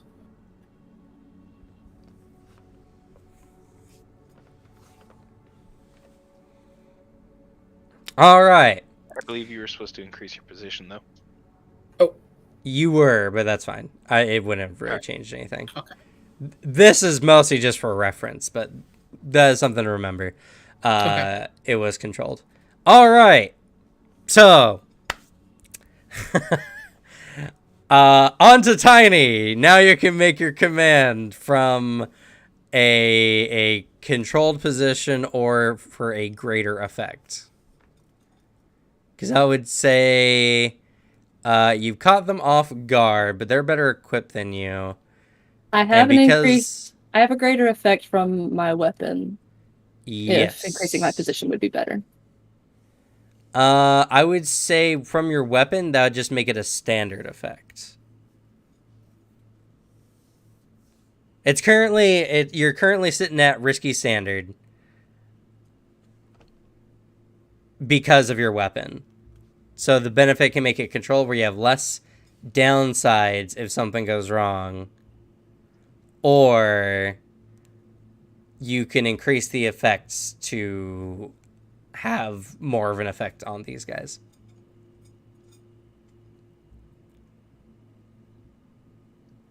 Let's see. You gonna play it safe or you gonna play it fast? Tiny rules. Gonna play it fast. Better effect. Okay, better effects. All right. So this is going to be for great effect. So that's 1 extra dice for a command. And that is a what position? Risky. There is no extra dice. The setup actions only improve effect or improved position.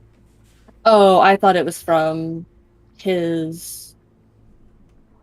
I thought because we successfully assisted, she got 1 extra die. No, you're setting up. That's why you're rolling. Okay. Adding a Oh, die I to someone see. gives us stress. Yeah, I think the original request I had made was an extra die because I only have 1 in command. Okay. But since we've It's already done new rules. So, I'll take the stress. It's fine.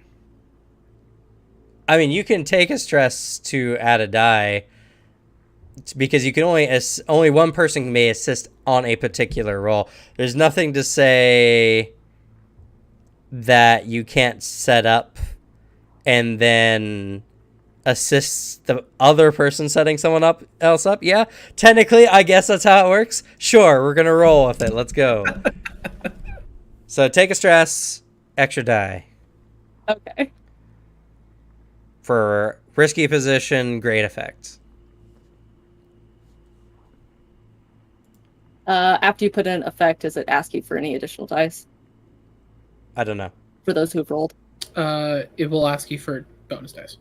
Oh. At some point. I don't know if it's before or It's after like at that. the end, I I think. wanted to do it before I hit it, so. All right. That is... All right, so...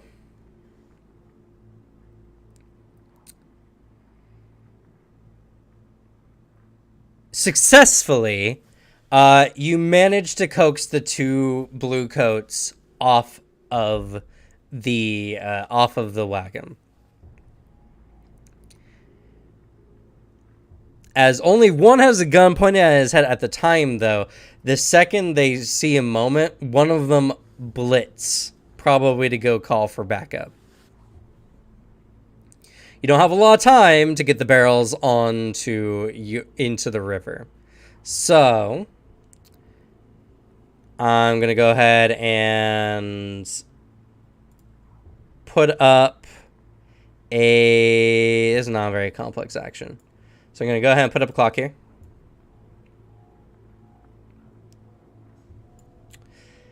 And it's going to tick down with each of your successes or failures on trying to get the barrels off, as one of the blue coats is currently held at gunpoint by our good friend here, Bishop. Yeah. Can I get my gun back easily? Can I just, like, get it back? No, you lost your gun. No, my God. That's how the So game you- rolls. The best Yeah. you're gonna get out of him is if he won't give it back, it's to chuck it in the river so he can't Yeah. use it. Or toss it into the crowd or something. Hmm. Well, yep. I'll keep him stuck here. Y'all have fun. Alrighty. All right. So, you have a wagon with about 6 large barrels, each weighing a bit over 100 pounds.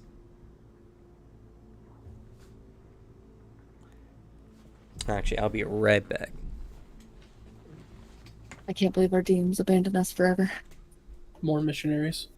So should I knock this guy out with like transpowder, or should we just let him be under gunpoint? Nah, I got him. Yeah, just get all those barrels as much as you can. Two Yep. people better than one. I'll need you to help me out.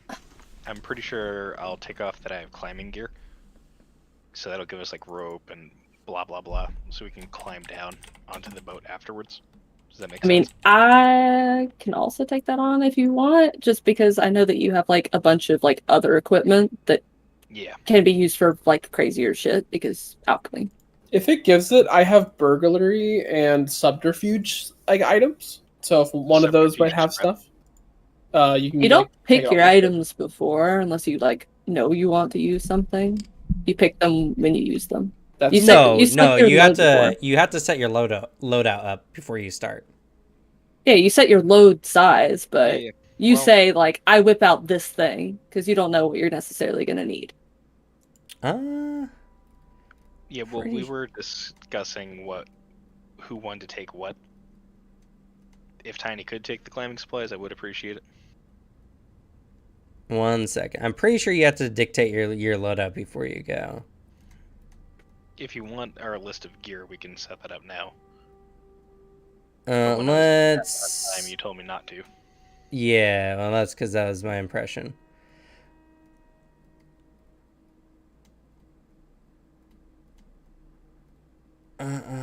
Yeah, you declare your Let's loadout see. type. And during a score, PCs can mark off items up to the load limit decided on their loadout type. So we do not pick our items beforehand. We just choose how much stuff we brought with us. That way there's a hard limit. We can't just keep pulling things out. Where are you seeing this? I have like the rules written down on a mechanic sheet for myself from when I was originally looking it out, so I don't have the page. Here you go. After the plan details are in place, each player chooses their character's load. This indicates how much stuff they're carrying. They don't have to select individual items, just a maximum amount they'll have. So yes, you're correct. Yeah, that's when you get to do the winks at the camera. I knew this was going to happen. I pull out this thing.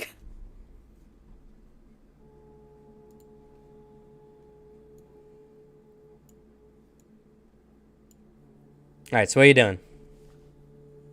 All right, I go to the back and open up the cart, and I'm gonna be the muscle for this. I gotta lash these things. Well, take them to the edge, lash them together, push them off into the water. Okay. This. Could I help with the actual rope tying and everything else? In what way are you trying to help? I'll be the one putting on like the fisherman knot onto these barrels, and to try to set us up so we have like a loop or something, so we could hook them onto the boat easily. Well, so this is where the teamwork actions are coming up. Are you attempting a teamwork action specifically? Are you trying to set up for a greater effect or improved position? Or are you going to use our stress to increase the check that's about to be made? Or are you just going to make your own check? I'll lead a group action to getting the barrels safely into the river. Okay. All right. So for lead a group, that means each person rolls in the group for said action roll, and then you take the best single roll for that action. But it doesn't mention here, For every 1 to 3 outcomes, you generate a stress. I do have 2 in skirmish and wreck, which are both of the like heft and like strength stuff. Like they're the physical prowess ones. You have a tinker too, right? Yeah, I have 1 in tinker. So, I mean, we could either classify it as wreck, where we're kind of like stripping the wagon down and throwing them overboard. Do you think that would work?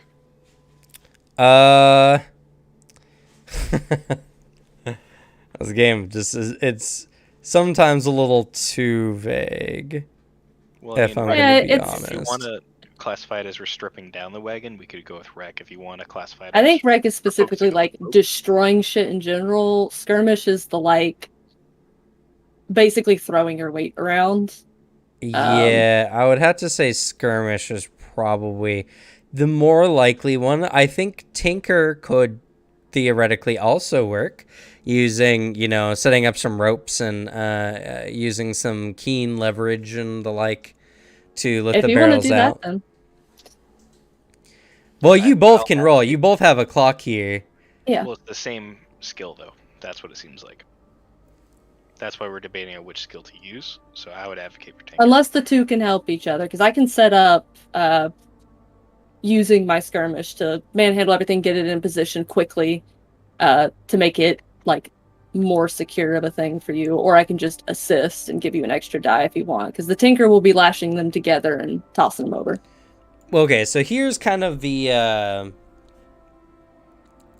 I guess here's kind of how the situation works mechanically speaking. You have this clock here that you need to beat out. You have 6 barrels.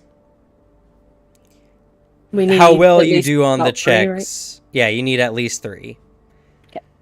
Okay. You need just getting the barrels out and over depends on you. If you do very poorly on a check, that could waste time. So you can either spend time assisting, doing follow-ups to improve a singular roll, or you both can make your own individual rolls to get it over, or to get them out. It's more or less, if you're going to spend resources to make each roll a little bit better, or you're just going to try to get the barrels out. You have 2 in tinker, and I have 2 in skirmish. If we just want to both make our own rolls for moving things over to you lashing them together, and then moving on with that. I agree. Is that 1 or 2 clocks? It'll be 1 clock. All right, let's do it. All right. Okay. What position are we working in? You guys are currently in command, right? Control. Controlled. There we go. This is controlled, and this is for standard effect.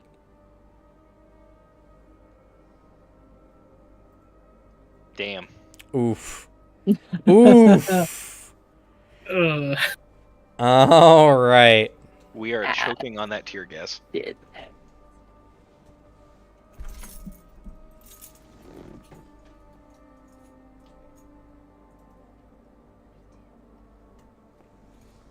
At least it wasn't a group-led action. Yeah, that would have been a lot of stress. 2 stress for failure. All right, so because this is a control situation, 1 to 3, you falter, press on by seizing a risky opportunity, or withdraw and try a different approach. So, you can double or nothing, going for a risky maneuver to keep going, or you both can waste 1 tick of the mark.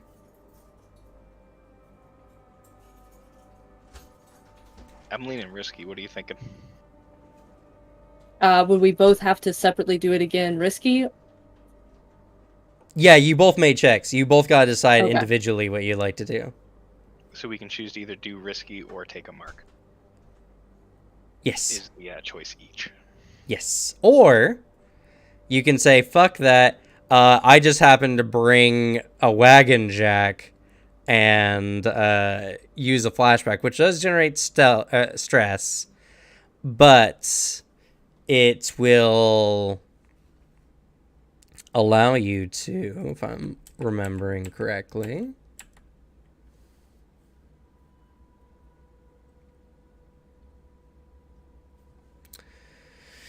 Let's see. You can. Let's see. I would say, with the expectation that you're going to be lifting, it would cost you 0 stress, but you would make another check of a different type. Because you're expecting to lift heavy barrels.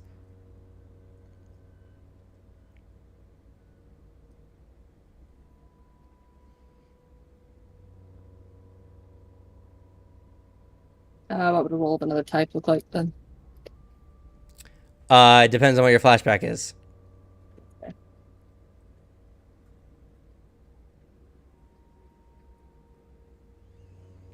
Like, I don't know. Maybe you created some kind of low impact charge that can blow it off and you're going to try to wreck it off instead. Or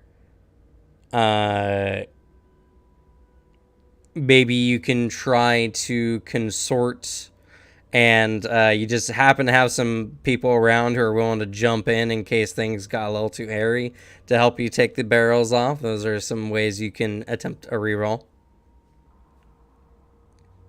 Or you can just go with the standard, take a tick or try risky actions. I'm gonna go with risky. Is that in a standard effect? Yes, it'll be risky for a standard effect. Got a 5. Okay. It's a one shot, all in, balls out. Okay.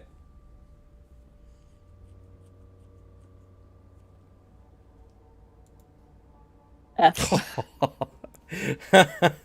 that's well, at least some one of rough us got stuff.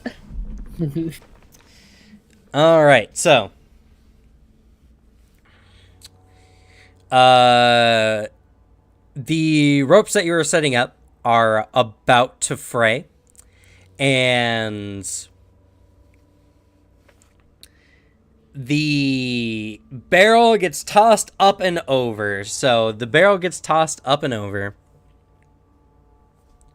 For the time you take, you lose 1 tick on the mark.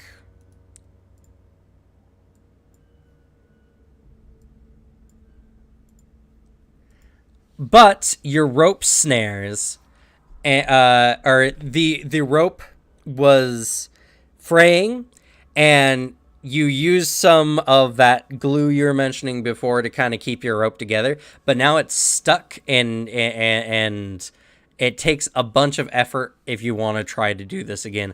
This is gonna generate a point of stress. Now you can attempt to resist the stress from this negative outcome by rolling a resolve.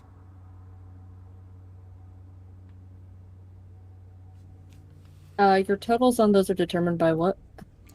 It's the left column. It's how many different skills you have in that category. Why does it have extra 2? Extra 2? Because you have 4 skills in each, but these have 6. I think it's how many points you have. Oh, no. That's a different thing. It's the dots in the left by the line. Oh, okay. Yeah, I only have 1 in resolve, so. Well, this is for Stingray. Oh, that. Yeah, we're gonna get to you here. Yeah, mine's passed worse. mine. I was about to say. Okay. All right. So I Yeah. have nothing in resolve. Then I believe you'll take a point of stress. Okay. As you finagle with your rope to try to get it unstuck from your leverage point. For Tiny, unfortunately,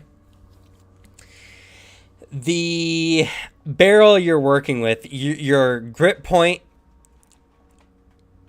that you are using, you have too much, and the old used barrel cracks underneath your grip, causing some of the plasm to spill out onto your hand and in your surrounding area. You lose the barrel, and you suffer from 2 stress.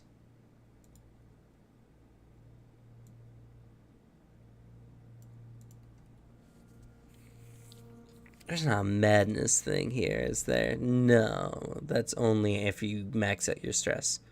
Yeah, you lose the barrel and you get 2 stress. Great. Immediately, like, flicks hand out, like, slings it off, like, rips off a bandana, like, to wipe it off, and then just chucks it. And you also, your finagling here has lost you 2 marks on the tracker.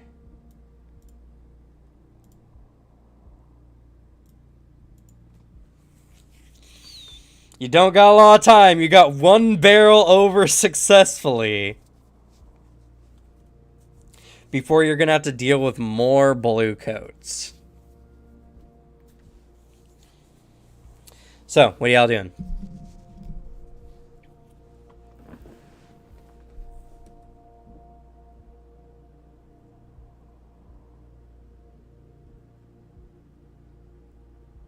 All right.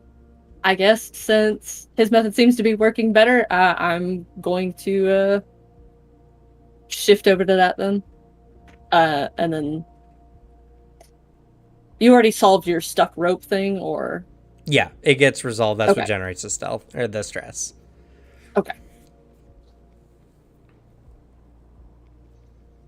And we got to get more barrels. So. You gotta get more barrels. So what do y'all do?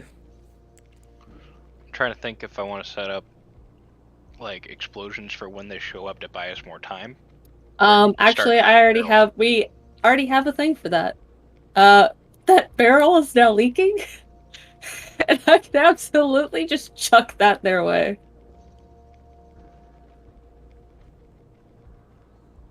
That was part of our All plan, right. Yeah, just overhead chuck it at them when they show up. Oh, we should focus on getting the barrels that remain. Yeah, at this moment, no one's here yet. Probably should just straight assist for an extra die since we are getting fucked over. Okay, who's assisting who, or are we doing a setup?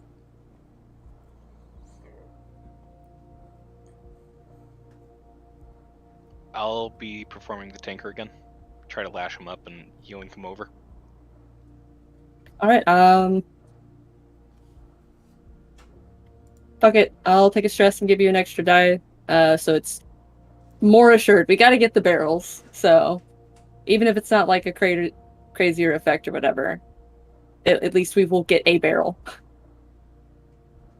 Okay, so you'll generate another stress. This is going to be another controlled for the moment standard effect with an extra bonus die.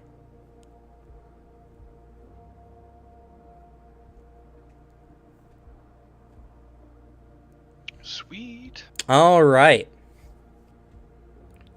So you got a 6. You get another barrel up. You working together seems to have worked out a lot better. Tiny's strength mixed in with the ingenuity of Stingray allows the barrel to get over. You accomplish the task with no negative side effects because you are controlled. You have no time to try to go for another barrel. Absolutely. Is that still controlled? Yep, it's controlled because no one here at the moment is trying to stop you guys. So if you want to try to go for it again, I mean, technically we'd have to take another stress, or if we're going to do a setup.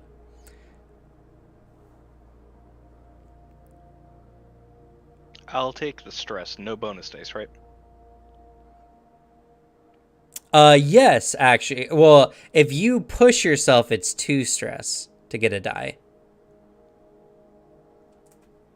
Or you can take a single stress and Tiny can make the roll. No, I'll push myself and go for it. Okay. Damn, dude. That Yeah, we was, deserve it, man. This is the worst heist.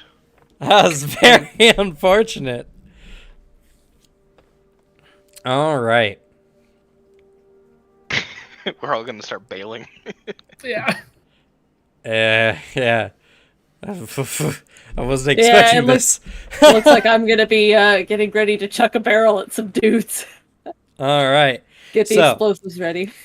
That went so great. That Stingray, you go up and you set up the next barrel, and a little over enthusiastically, you just throw your whole body into chucking it, and kind of similar to what happened to Tiny before, the old barrel could not withstand the force, and the barrel slips from the rope, flips a couple times in the air, bangs against the rail, and falls back in your direction. Fortunately, you were controlled. So you can take a risky opportunity to catch the barrel and force it over completely, which will be a skirmish. Or you can back away from the barrel and not take any immediate side effects besides wasting time.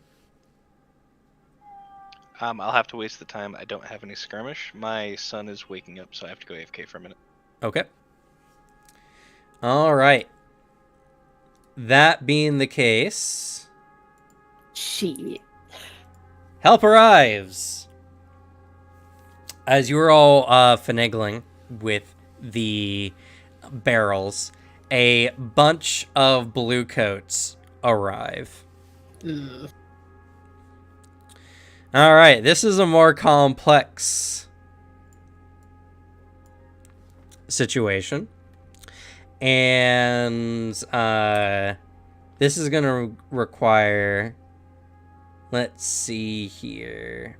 I'm gonna say... There we go. I should not have deleted that other one now that I think about it. That's fine. Alright, this is gonna be 2 competing checks.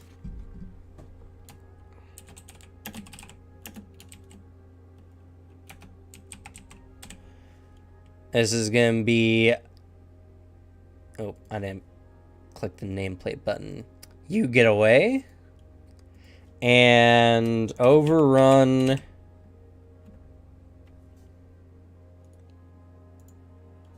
By blue coats.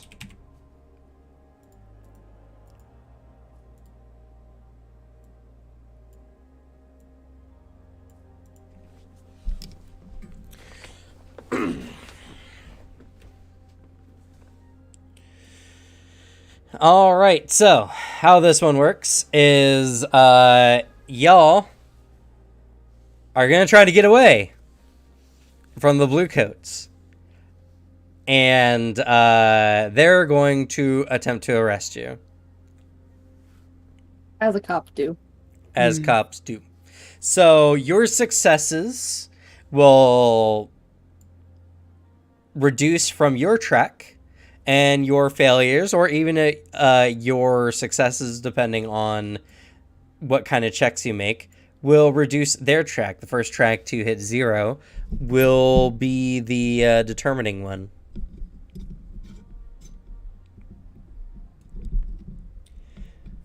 So, you're all set upon by blue coats. What do you do?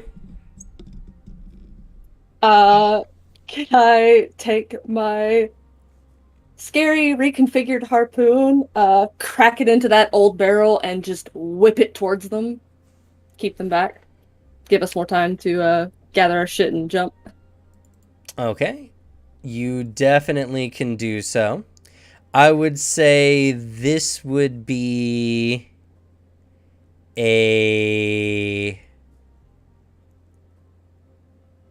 your choice of wreck or skirmish.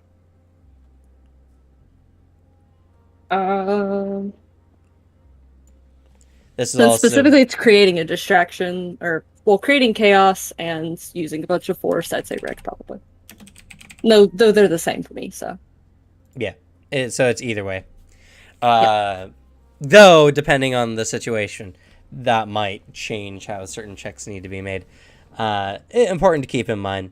But, so, this is a risky maneuver.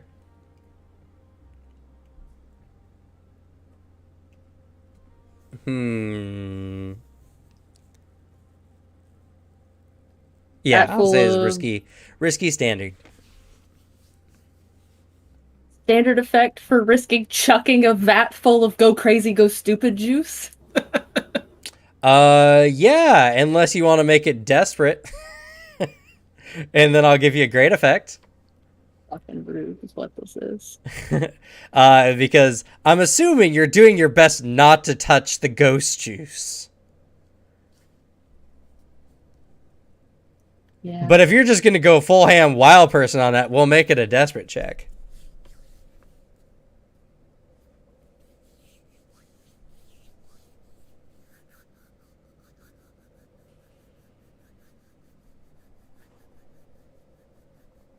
And don't forget, your allies can try to set you up to increase the effect or position.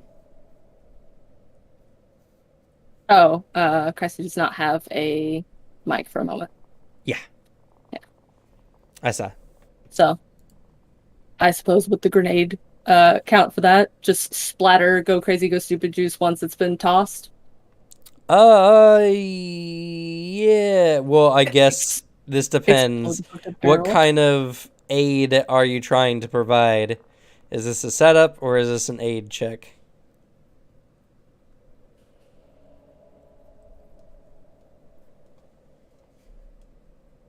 Okay, so that's a separate action. So we'll address that okay. at that time then. So, for Alright. instance, what y'all could do is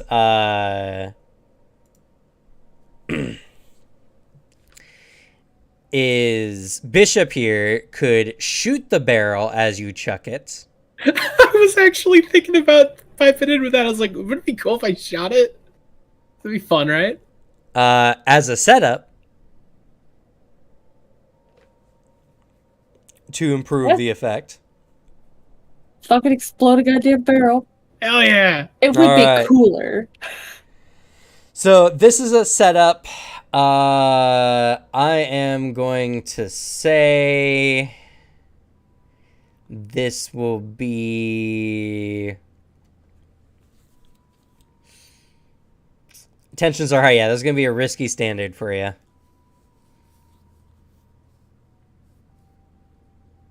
And you need me to make a check, or do I just provide a dice for stress? No, that would be 8. So this is set up. So you'll This is set up roll. because we You'll want to succeed, I get it. improve the position of Tiny here. Yeah.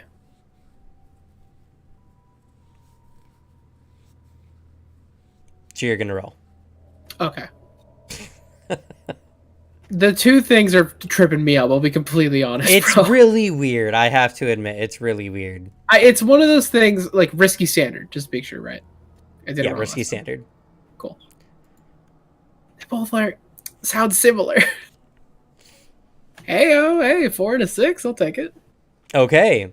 A 6 means that you do so with no ill effects. So, as Bishop aims, you take the hint, and I'm assuming you're gonna take the increased position to make this a risky great effect. Yeah, we're already working on some bad shit. So Okay. Go ahead we- and make we've already your. botched half the job. So like, might as well just get arrested if it goes to shit. Oh god, some of the rolls y'all made. The 1, 2, 3 was pretty devastating, not gonna lie. I mean, I got a 1 and a 3, and then a 1 and a 3 on the increased version of the roll. Yeah.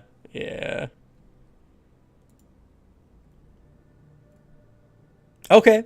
4 This ain't is bad. success. 4 ain't bad, and it's for great effect. You chuck the barrel, and let's see here. This is a setup. Okay, so you don't get personally involved with this one. Yeah, no, okay. So you chuck the barrel. The bullet hits, raining goo over everyone. This is gonna generate for y'all.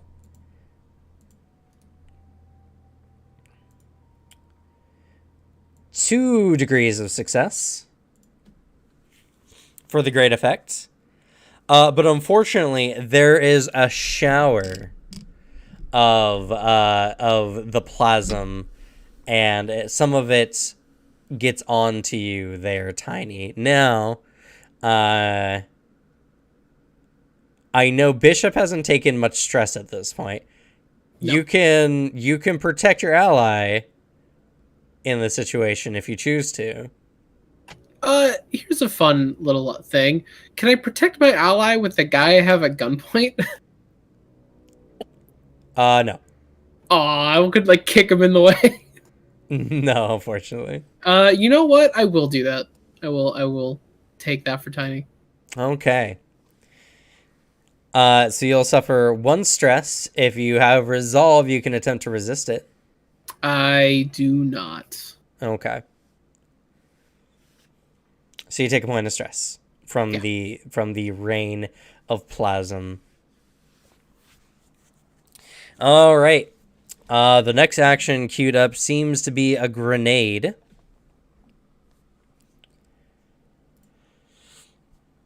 Which...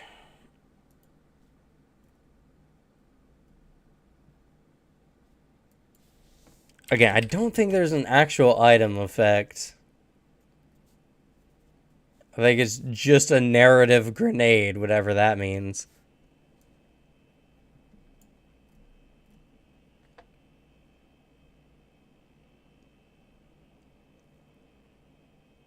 Bum, ba, bum, bum.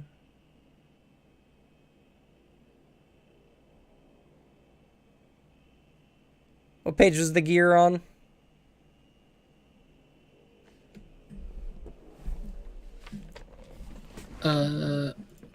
147.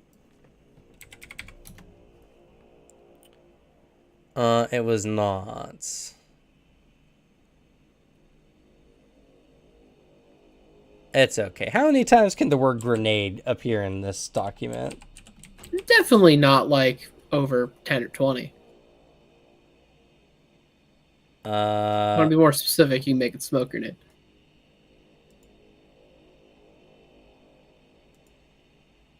There we go. Yeah, it just says a small explosive charge with a short fuse that detonates into metal shrapnel.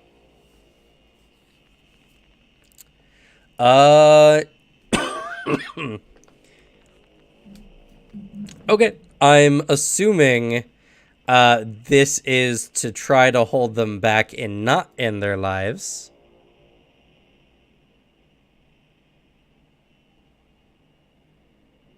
Okay. All right, cool. Then this is gonna go ahead and be, I will say, a wreck. Yes. There's gonna be a wreck, and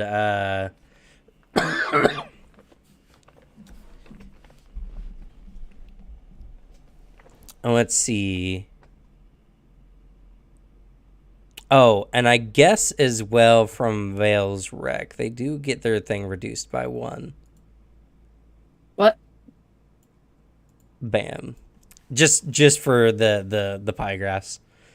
Also a part of not rolling a 6. Anyway. So, grenade chuck, wreck, if anyone wants to help Stingray out.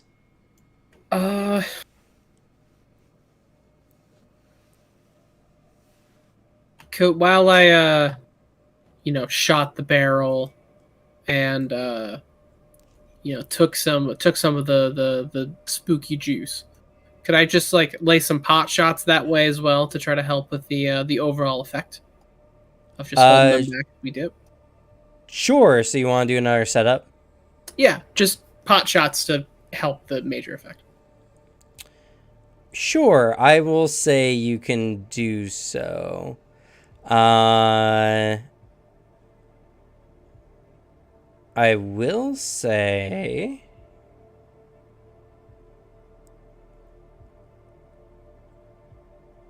the hard part about a one-shot is it's really hard to do devil bargains.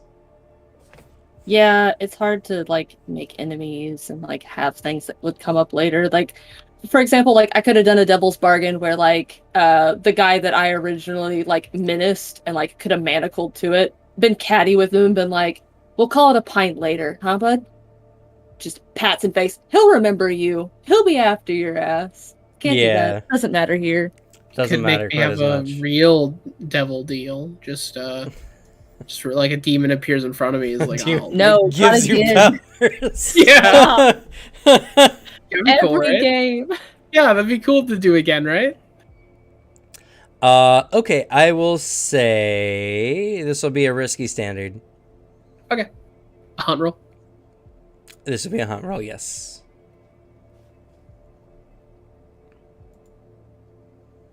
Okay.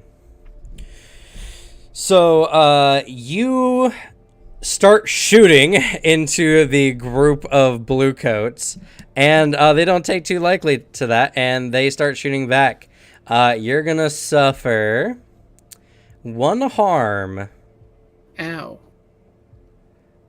You did shoot Now- the cops. I did.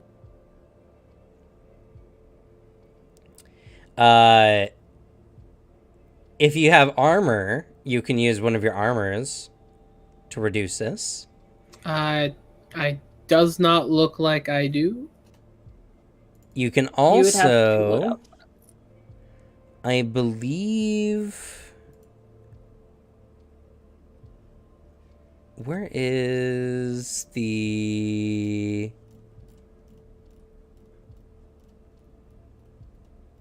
resistances? You can also attempt to resist the bullet. I think it actually uses insights. You try Good to read thing. the shots. But I'll double check real quick.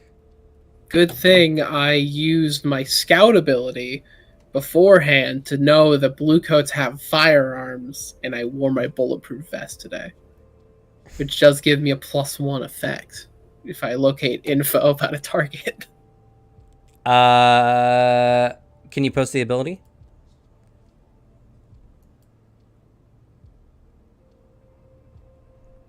Yeah. I scouted and I found out blue coats have guns. Okay. So I wore a bulletproof I will vest. say you could do so as a flashback. Yeah, I'll do that. In which case, you will need to make a survey. I can happily do that. Okay. This And- will be a controlled standard. Hey, Okay. it's the opposite of what I got before. All right. Was the coat too big for your loadout? What do you mean? Or for the bulletproof vest or whatever? I Or picked a armor- light. All right, so you have 3. What all stuff did you bring with you? a or fine what- pair of pistols. It's the main Which- one. And that only takes 1 block, right? I was So gonna then you be have 2 blocks left, yeah. which is your armor is 2 blocks unless you use heavy armor. So you wouldn't Yeah, have you any wouldn't other even need items. to make the roll. No, yeah. I'll take. Just good old armor. I was saving them for tools, but probably don't need it right now. Okay. All right. So you wore your armor, fortunately, and you negate the point of damage. Whew. You're going to tick the armor use there. Okay. Okay. All right. The fire, suppressive fire is down. So, you can go ahead and roll Crassy for a risky great effect. You're away from your computer? Yeah. Then, would you like for me to roll for you? Alrighty, cool. I will grab your character sheets. Boop a doop boop. Boop boop. Time to roll a wreck. This is risky, yep. Great effect, yep. No bonus die. Unless you get bonus die. Do you get bonus die for this?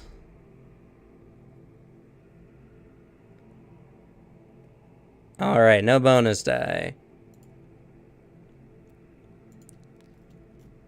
Woo!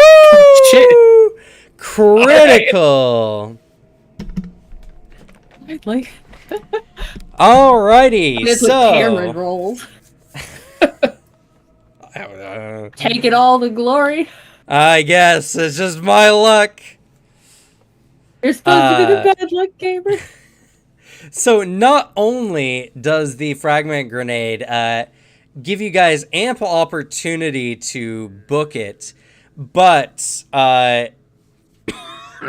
in addition to all the plasm, they are heavily distracted in the moment, and you see a risky opportunity to try to grab one more barrel. Your group gets this opportunity, I should mention. So, you guys can attempt a risky standard check to try to grab one more barrel. Want to try to go for that? Fuck it. We Hell need 3. yeah. This would be 3. All right, how do y'all want to grab the barrel?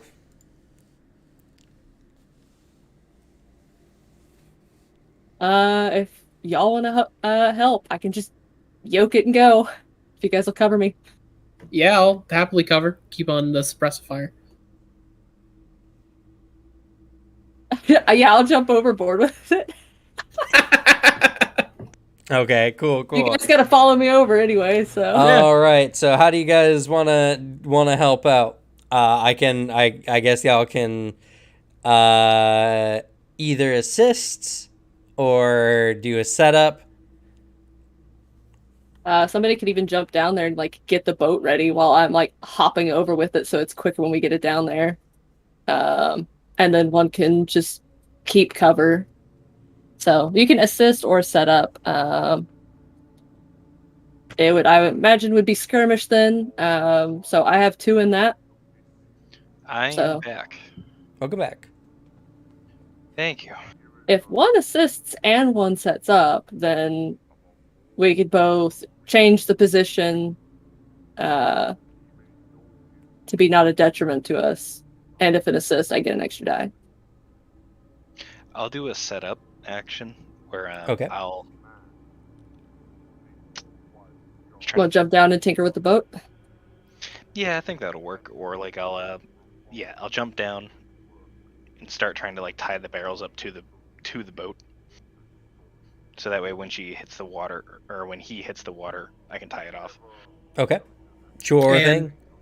I will assist by laying down some suppressive fire so they can't really get closer. Okay, that'll be a stress from you for the assist, and go ahead and roll your tinker roll there.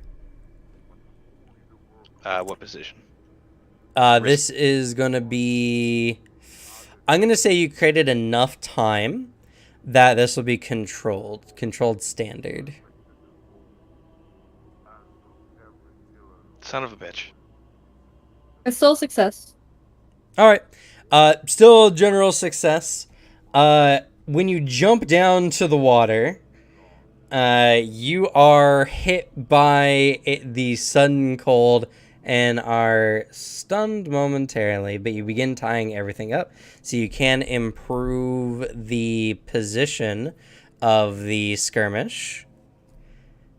And let's see here. I'll say you take 1 harm from cold shock that you can attempt to resist using prowess if you choose to. Is there any downside to failing resisting? No. Okay. Well, I will definitely try to resist. I've got 2 points. So I get 2 dice, is that... How does this Yep, work? you just click prowess. And it would just be 0 bonus dice. It's calculating that on its own. Correct.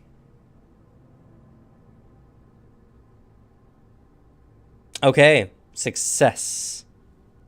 So I get So one. when you resist, oh, yeah, that is how that works, huh? So how it works when you resist, so you don't have to do it. I had forgotten. So when you resist an effect, you take an amount of stress of 6 minus the higher of your dice. So you'd be training 1 harm for 1 stress. Okay, so there's a downside to trying. There is a downside, yeah. So you don't have to. You probably just take the harm, honestly, because I think there's no penalty for the first harm.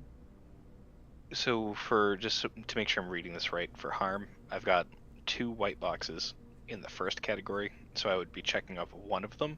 Yep, and once you have the Both second of one, them. you're less affected with stuff. Okay, so Yep. for right now, it would be, yeah, I'll take the harm. Okay. Alright, so my position is now controlled. What is the effect? This will be for standard effect. And 1 bonus die. And 1 bonus die. Okay. Let's see.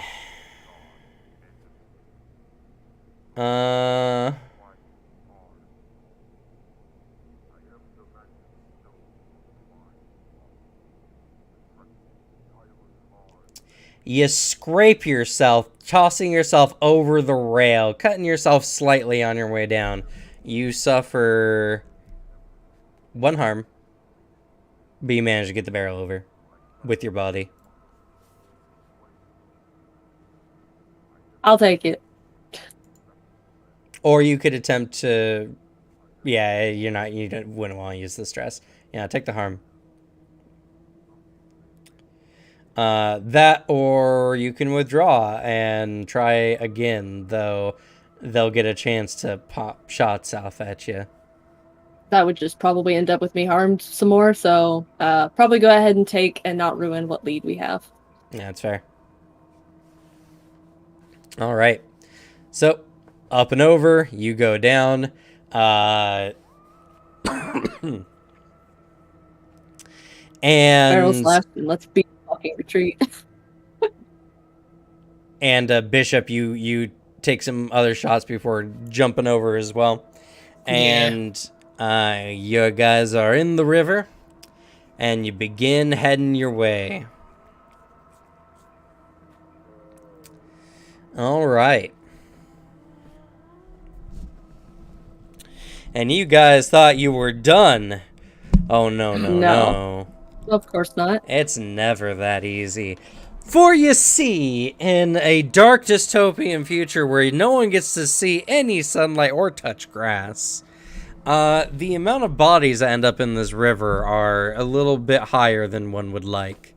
And because some of you, mostly one of you, are coated in plasma, Yeah. Hello. you bring up the dredges that live within the various waterways of Duskfall. Oh, I'm happy about that. As the boat is making its way around Coleridge and heading off for the drop point, you start to notice pale images in the water, loosely humanoid forms. I As don't recognize them in the water. as this is the beginning of a manifestation of ghosts. What do y'all do?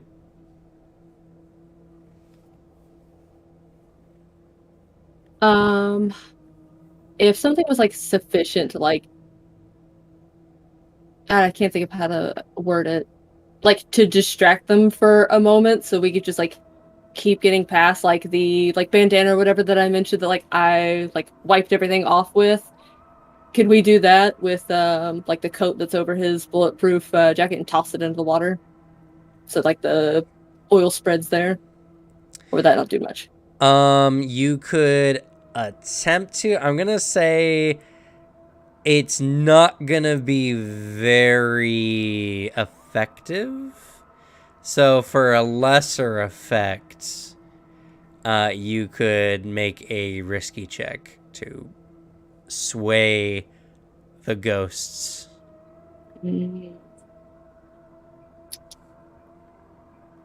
What if we outran the ghosts? You could attempt to outrun the ghosts. I will say that would be...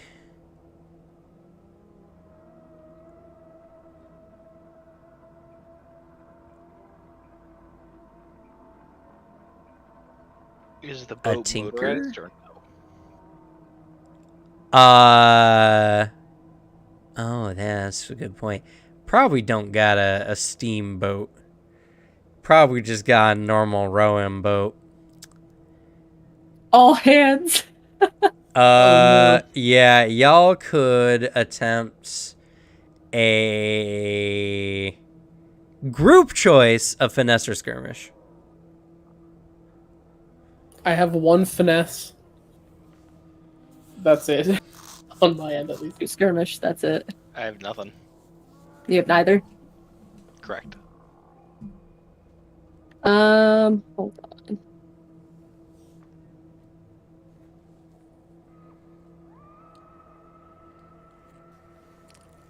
One could also attempt to satiate the ghosts with a proper attune roll.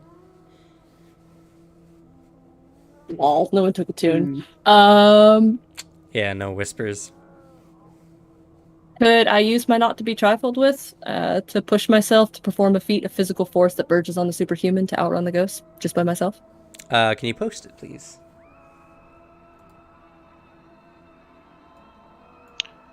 Would it be possible? I'll let you read that first. Sure, thank you.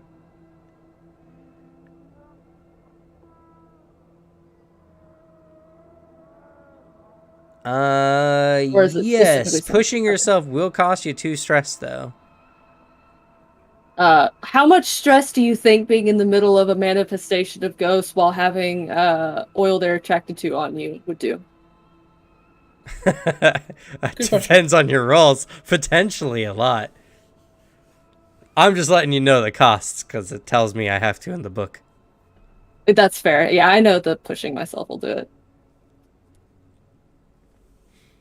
Well, if you guys want to help, I will do that then and just try to workhorse it. Yeah.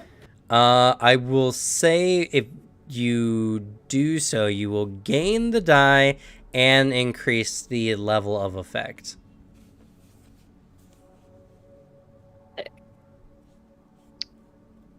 The question I had before we decide what we're doing.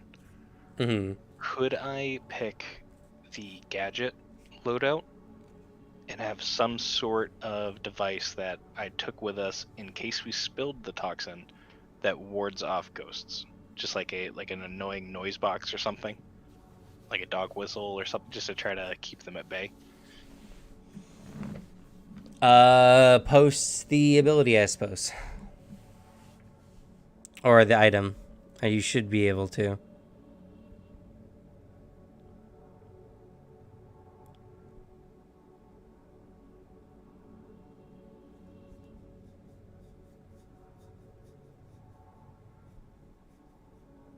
Is that in like the reference manual you figure? I'm looking at page 71 of the book. Oh, I figured you were looking at your loadout on your character sheet. I have the item gadget, but it doesn't have a description.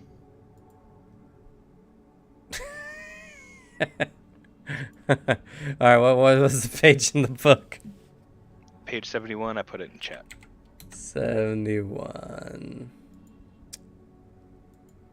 Leech items, gadgets.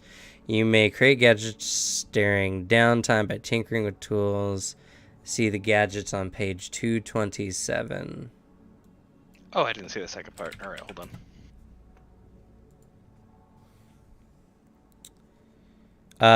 Yes, you can get Ghost Scourge, a plasmically charged chain connected to a spirit bottle to entangle a spirit and draw it into the bottle.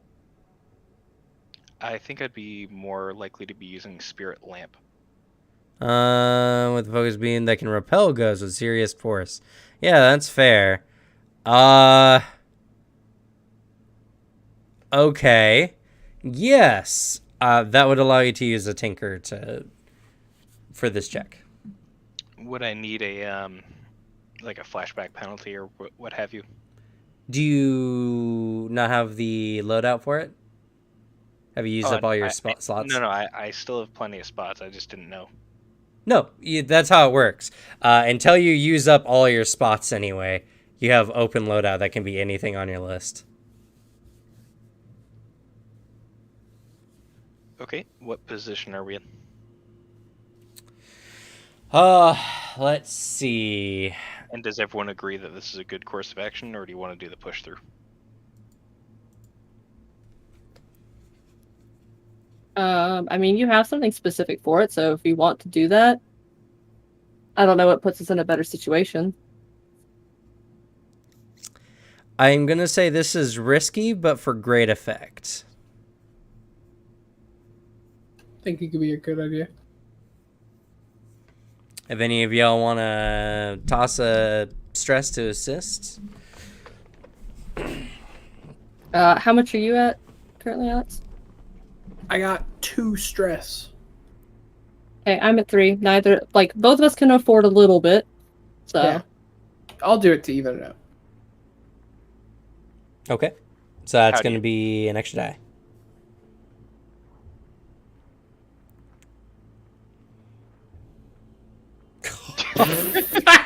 Jesus fucking Christ. Oh my god.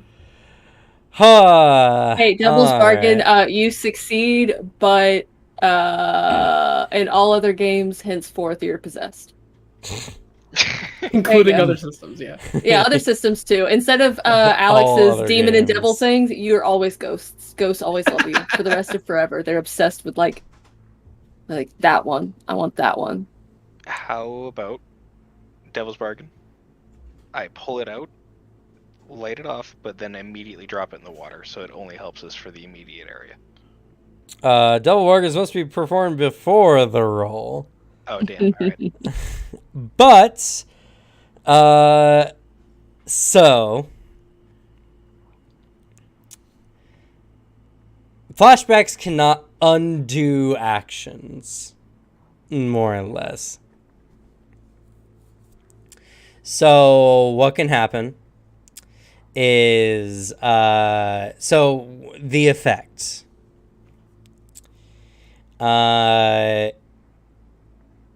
You get the ghost lamp, you attempt to aim it, but the mechanism that is used to repel ghosts fizzles out. Whoops. That's not good. As such, and considering that, oh goodness, all right.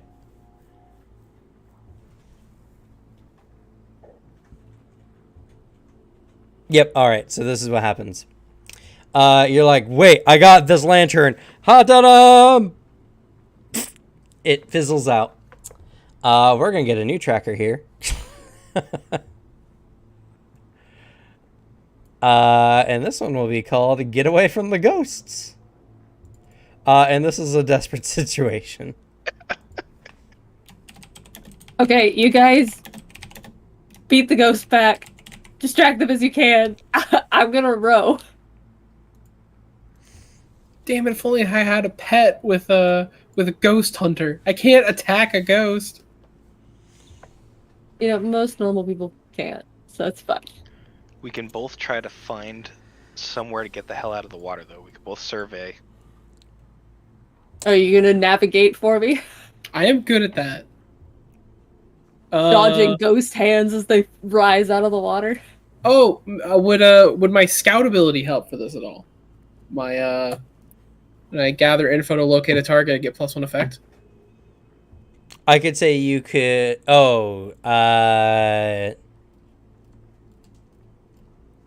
When you gather info this isn't gathering info, unfortunately. You could take. Is it? I think it's 2 stress. I don't think it's 2 stress for a flashback. Or no, it is 2 stress for a flashback. Yeah, you don't want to do that. That's fair. Yeah, I'd rather not. Yeah, no. Unfortunately. I think then in that case, yeah, I think I could use best of my abilities to try to find us a way to get out of here. Good. I'll be the navigator. Maybe at least I don't know. I scouted out these waterways and I know beforehand like the best avenues to go down. 'Cause, Bishop does like to stake places out that he's going to be. All right, so first let's determine what's the action that you're all going to do. If it's the rowing with the major skirmish, and how are y'all helping?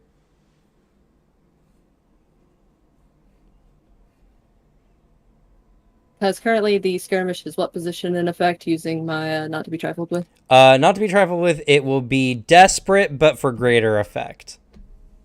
Alright, so if somebody wants to attempt to set up, you can lower the shit of that, though. I mean, hey, if we go down dragged by ghosts, there's worse ways to go, I suppose. Yeah, that's pretty bad. If There's actually no worse way to go. If Stingray here has another... Can you not take more than 1 gadget? I guess you can't? If there's no limit, then it would just be limited by your load. Huh. It doesn't really mention... So I think you're about out of load now because you've used... No, I've got plenty. Did you take like heavy or normal? No, he came with normal. But the bandolier counts as 1. Oh, okay. All of my grenades have fit into 1. Nice. The only reason I would say I probably can't have another gadget is because it has pistol and then a second pistol, but it doesn't have that for anything else. You know what I mean? Yeah, I do see that. And so it's not likely you have another gadget unless you want to tick 2 more stress to flashback to say, I knew this would happen, so I brought a spare, and try to roll a tinker. So what happens when I max out the stress? I take a trauma, right? You leave. Something happens. You bail super hard, and you're gone, and then your character would gain a trauma. Are you that Battlefront stress? I have 4 already. Okay. I thought you would were right at the edge. I was like, how did you get that bad? But if I take 2 more, I'll only have 3 to play with. Yeah. But we need to not drown, so I think I'm gonna go for it. Okay. All right. So 2 stress. You knew this would happen. Roll tinker. This is gonna be a controlled standard.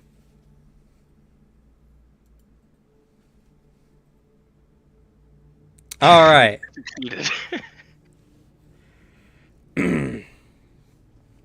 So, normally in this situation, depending on the item, let me double check real quick.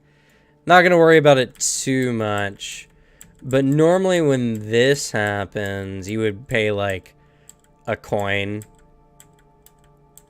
from your stash.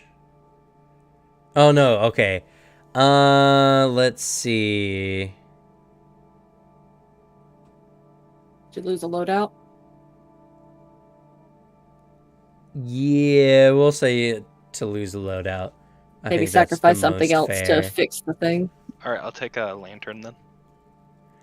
All right, lantern, take 2. So lantern, take 2. We're still going with tiny man moding rowing. So would you like to try to use your lantern for the setup? Yeah, I'll set it up. You know, I'll put it Okay. in front of the boat, and I'll try to ward them away so you can push through. All right. This is going to be for the setup. I'll say this is a risky standard. And then was Alex's role its own thing for the navigation, or was that an aid? That would be the one way I could really help out here. Okay. So whatever way is the best way I Hmm. could. Mm. Let's see. I mean, technically, you can do 2 setups to make it less risky for someone. Like right now, it's a desperate situation. Yeah. So It goes down to risky with the tinker. yeah, it goes to risky with the tinker. And I could make it, lower it by doing another setup action. Well, no. So I think, and let me double check here real quick. I think I actually have to read the thing and. I think you would have to do either greater effect or aid for the dice. Mm-hmm. And teamwork. Dun, dun, dun. Setup.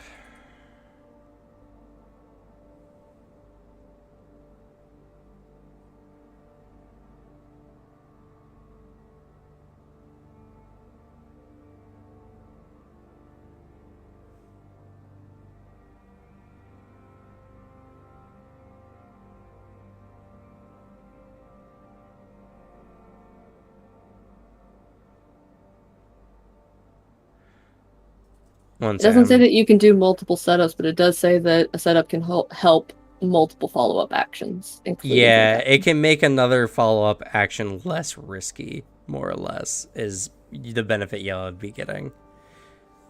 I thought it was a better effect, not a better position. It's either or. When you set up, you either increase the effect level or improve the position. So, Okay. if you're using your Tinker to get the ghosts away, you can make it so that a more in trouble ally, so like Alex, for instance, here, or I guess Bishop here, could, because I think you only have 3 stress ticked up at the moment. Correct.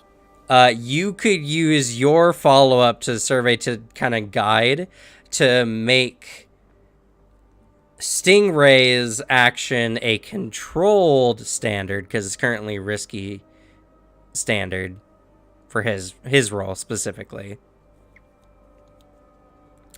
So that if he doesn't do well on the roll, he doesn't necessarily take like excess stress, because ghosts do nothing but stress damage to people. Fair. I thought Stingray already rolled. No, that was just to get another lantern so that he can affect the ghosts. Oh. Okay. Yeah. Well, if you can help multiple upcoming actions with a setup, then you can set up with your navigation to help both of us, right? I'd certainly like to do that if I could.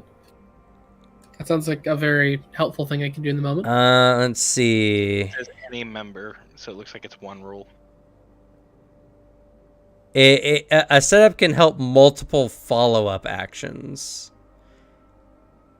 Oh, no, yeah. Multiple. Yeah. So I could say, yeah. So it could also affect Vale's roll as well. Okay.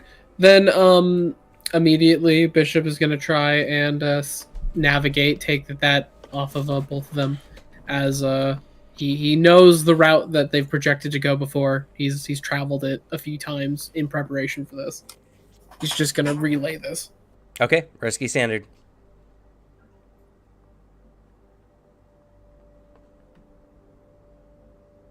Woo. Absolutely sobbing. Unfortunate. All right. I'm helping. So, as you are attempting to navigate, you start to see swells of ghosts in your way, and you're like, right, no left, no right, no left. You're like, they're coming too fast and too chaotically for you to properly anticipate. You are not helping. Yeah, this is gonna complicate things for everyone else. This is gonna reduce everyone's effect. No. Yeah, that's not good. All right, so if Stingray wants to go now, this is gonna be a risky standard, or no, a risky lesser Limited, right? or limited. So Stingray will break out the lantern, be like, "Hey, you can't navigate in the dark," and doesn't help at all. God. And this one's fuse goes out as well. Oh God. Oh, so many tails in this game of heads or tails. My position has gone from desperate to risky, back to desperate. No, it was desperate. Well, yeah, I know. It was just because it was going to go to risky, but he failed. Yeah. There Okay. is nothing worse than desperate, so. So, yeah. What unfortunately, what this has made it is, this is a desperate limited. You were at desperate greater because of because of the use of pushing yourself. You still get the bonus die for pushing yourself. For your allies have significantly hurt the situation. I'm gonna feed guys them to wanna the go on? ghosts and make off with the money at the end of this. If we're all gonna die anyway, I can get us just firebomb the boat. You're not Like gonna a die, hero? fortunately.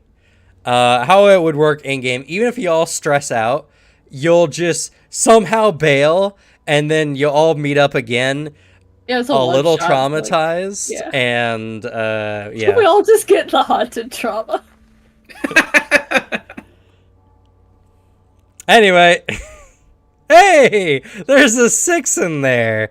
Congratulations, you do It's it my with no first 6. negative side effects. And I do almost nothing because it's limited.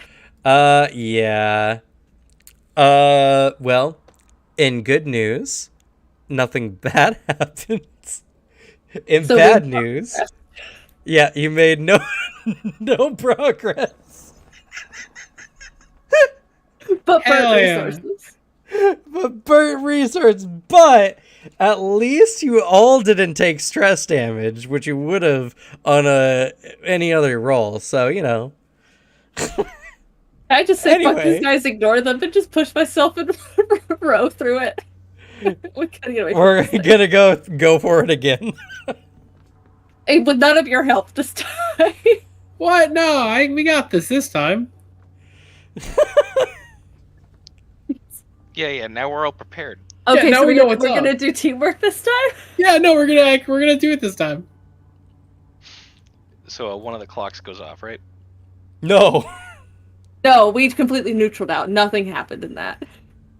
Yeah. Oh, okay, so we didn't lose. Nah. All right. We burned resources, but nothing got better or worse. See, I am completely feeling this survey roll.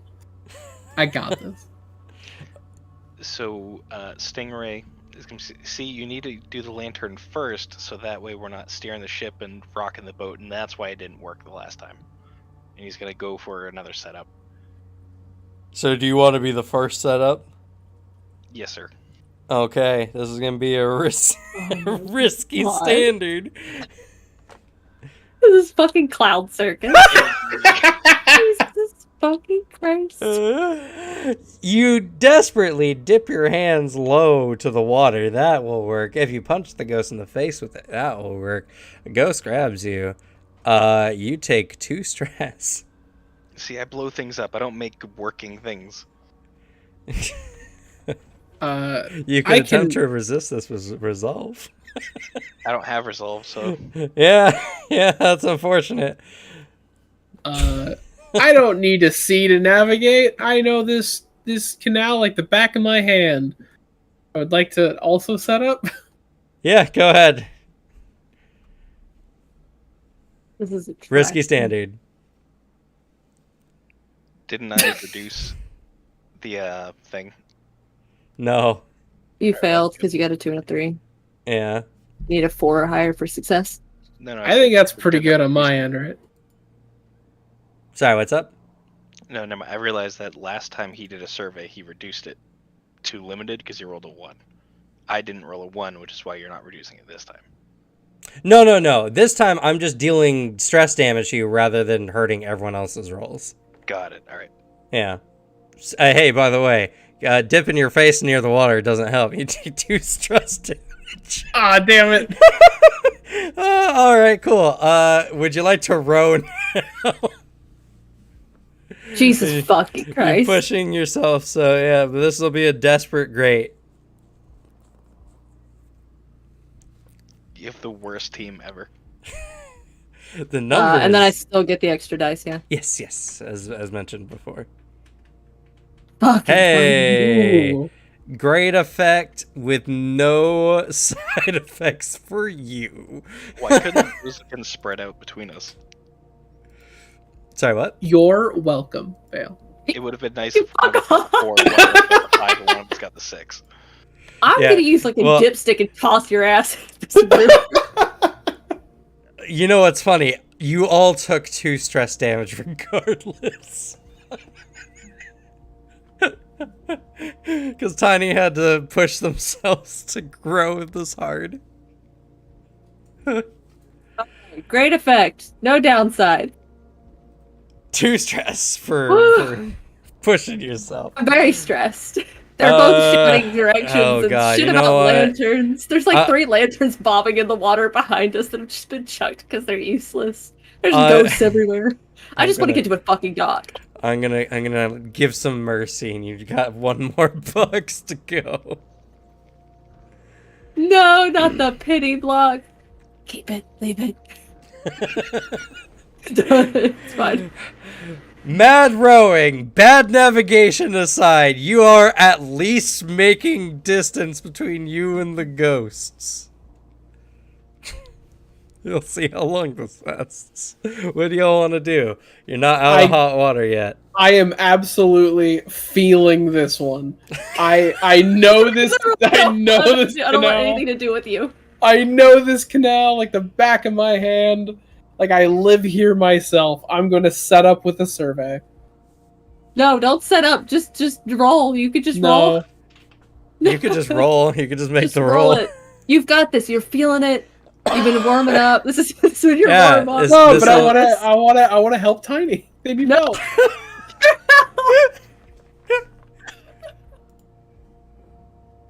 Like I'm feeling this one. This one's feeling great. I think Tiny would- refuses. I believe in you. Teamwork makes the dream work. I say through gritted teeth. You say this is a risky standard to set this up? Go on. Do whatever you want. All right, survey set up. Let's go. This is risky standard.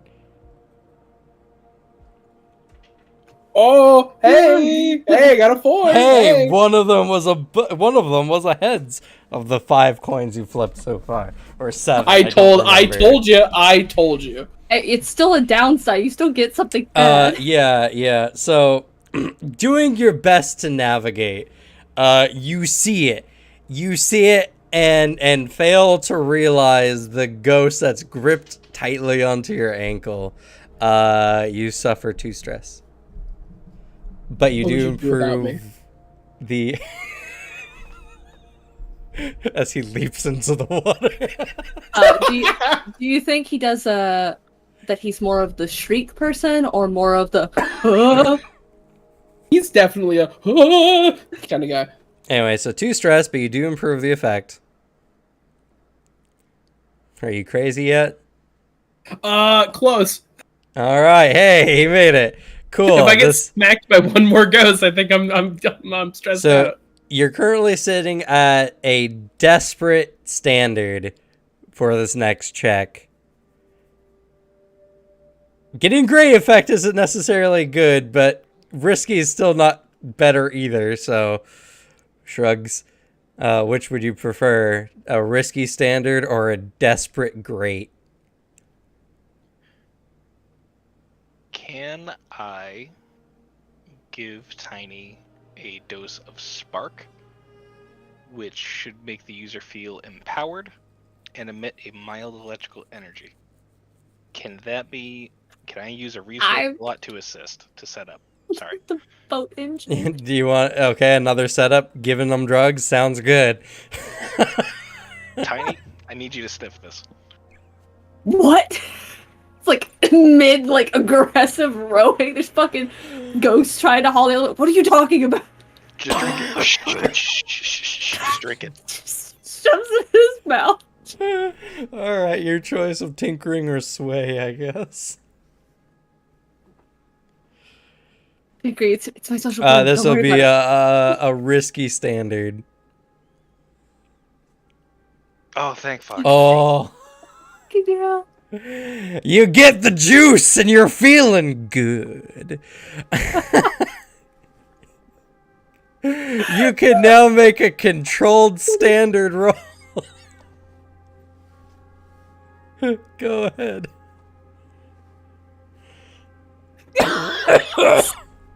Holy Another shit. 6. It's all coming together. The power of drugs and friendship. Yeah. Friendship and drug usage are magic. Go, Tiny, go, and he'll immediately give you another dose. It's like Popeye's spinach. Your arm or your forearms specifically grow twice their size. It's fucking electric, like electricity, popping off, between him and the boat, just slightly. You just look like Thor, charged up and rowing like a madman. We have invented the speedboat. All right. You outpace the ghosts and eventually, haggardly, make it to the drop point. Somehow still sane and in one piece. You finish the mission. Immediately, as soon as the boat is bound to the dock, steps onto the dock, drops to all fours, kisses the dock. It's just fuck. Another success in the books. I'm so mad, but I feel so good. It's like a smile. It's so conflicted. She just starts hauling the barrels. We got this. We got it. Stingray's gonna try to set up some kind of cover or whatever to make it less obvious where the barrels are. Just quietly meandering to himself. All right.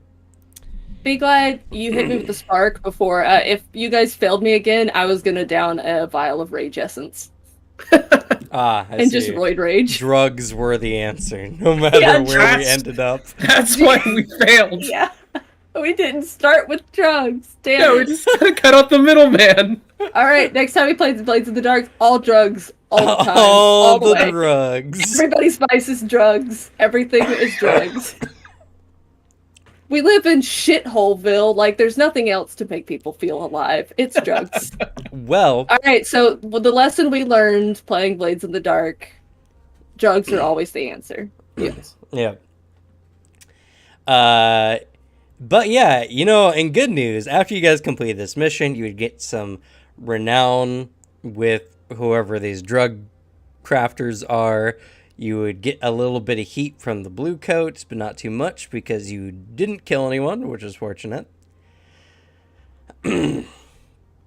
And you guys would have gotten a fair amount of XP because whenever you make desperate rolls, you gain more XP.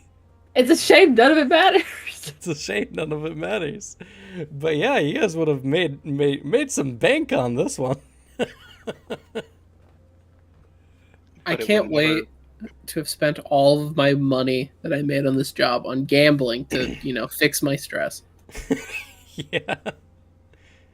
That's normally how it goes, though, in this game. To be fair. I mean, isn't being addicted kind of that anyway? Honestly. In fact, actually, let's see here. But that's going to be it for this playtest. We're actually running a little bit short on time. I want to make sure, we get some people to bed or whatever they choose to do after this. Excuse me. Oh, there's too much hype. So we will be dipping into the interviews.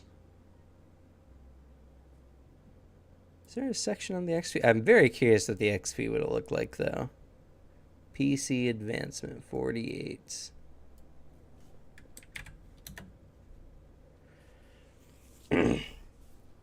Yeah, every time you make a desperate action roll, you get an XP.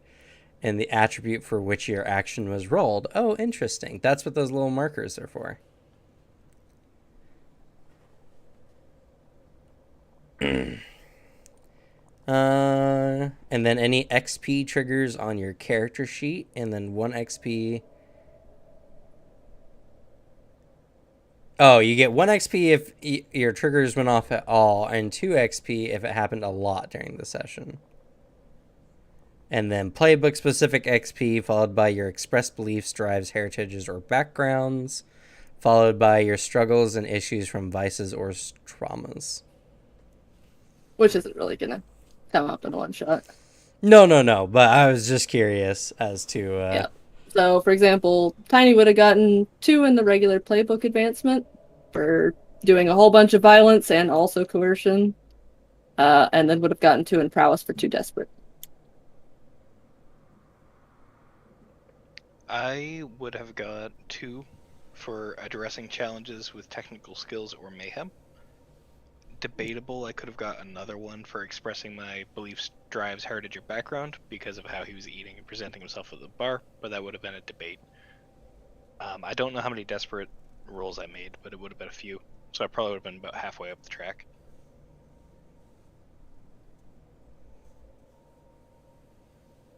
Yep. I think I am the only one who did desperates. There was some desperates, I think, on the bridge.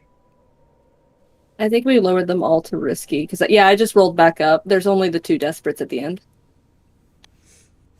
Ah. Well then. Yeah.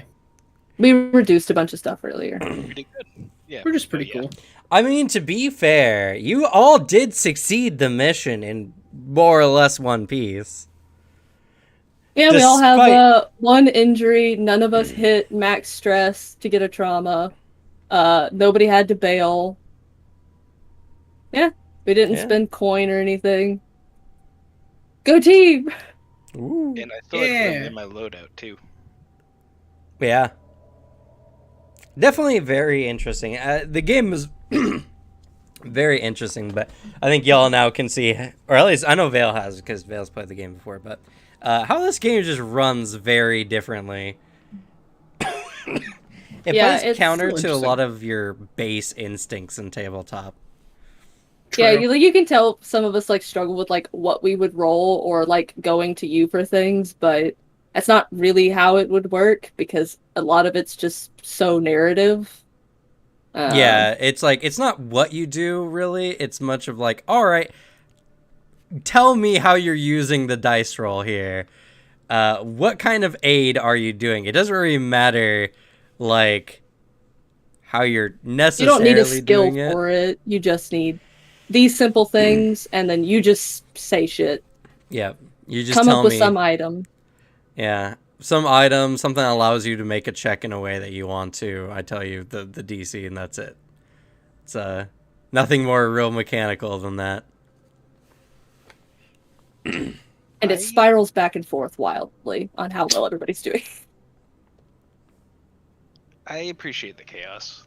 The only thing that was tripping me up, like once I figured out like the teamwork actions, like the setup gives the +1 to either position or effect, and then the assist is you take a stress to improve, or the bonus die or whatever. Like once I got the grip on that, I think things were a lot more fluid.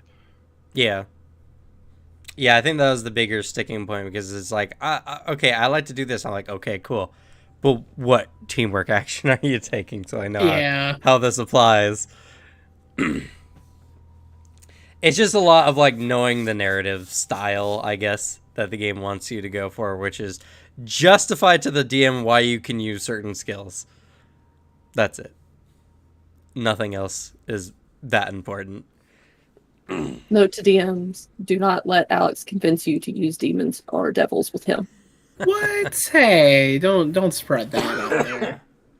You give him an inch, the man will take 4 miles. There's literal video yeah. evidence, Alex. There is places of video evidence. But that doesn't mean it should stop. And to anybody who believes like the quality of the things that you say, I would direct them to the cheese incident. Yeah, 1 year bad luck. That's a great video. You method act a bit too hard, Alex. All right. Well, we do need to get to the interview. So, who wants to go first? Who needs to go first? I volunteer, but I don't need to. So if anyone's in a rush, go for it. No, not in a rush. Alrighty.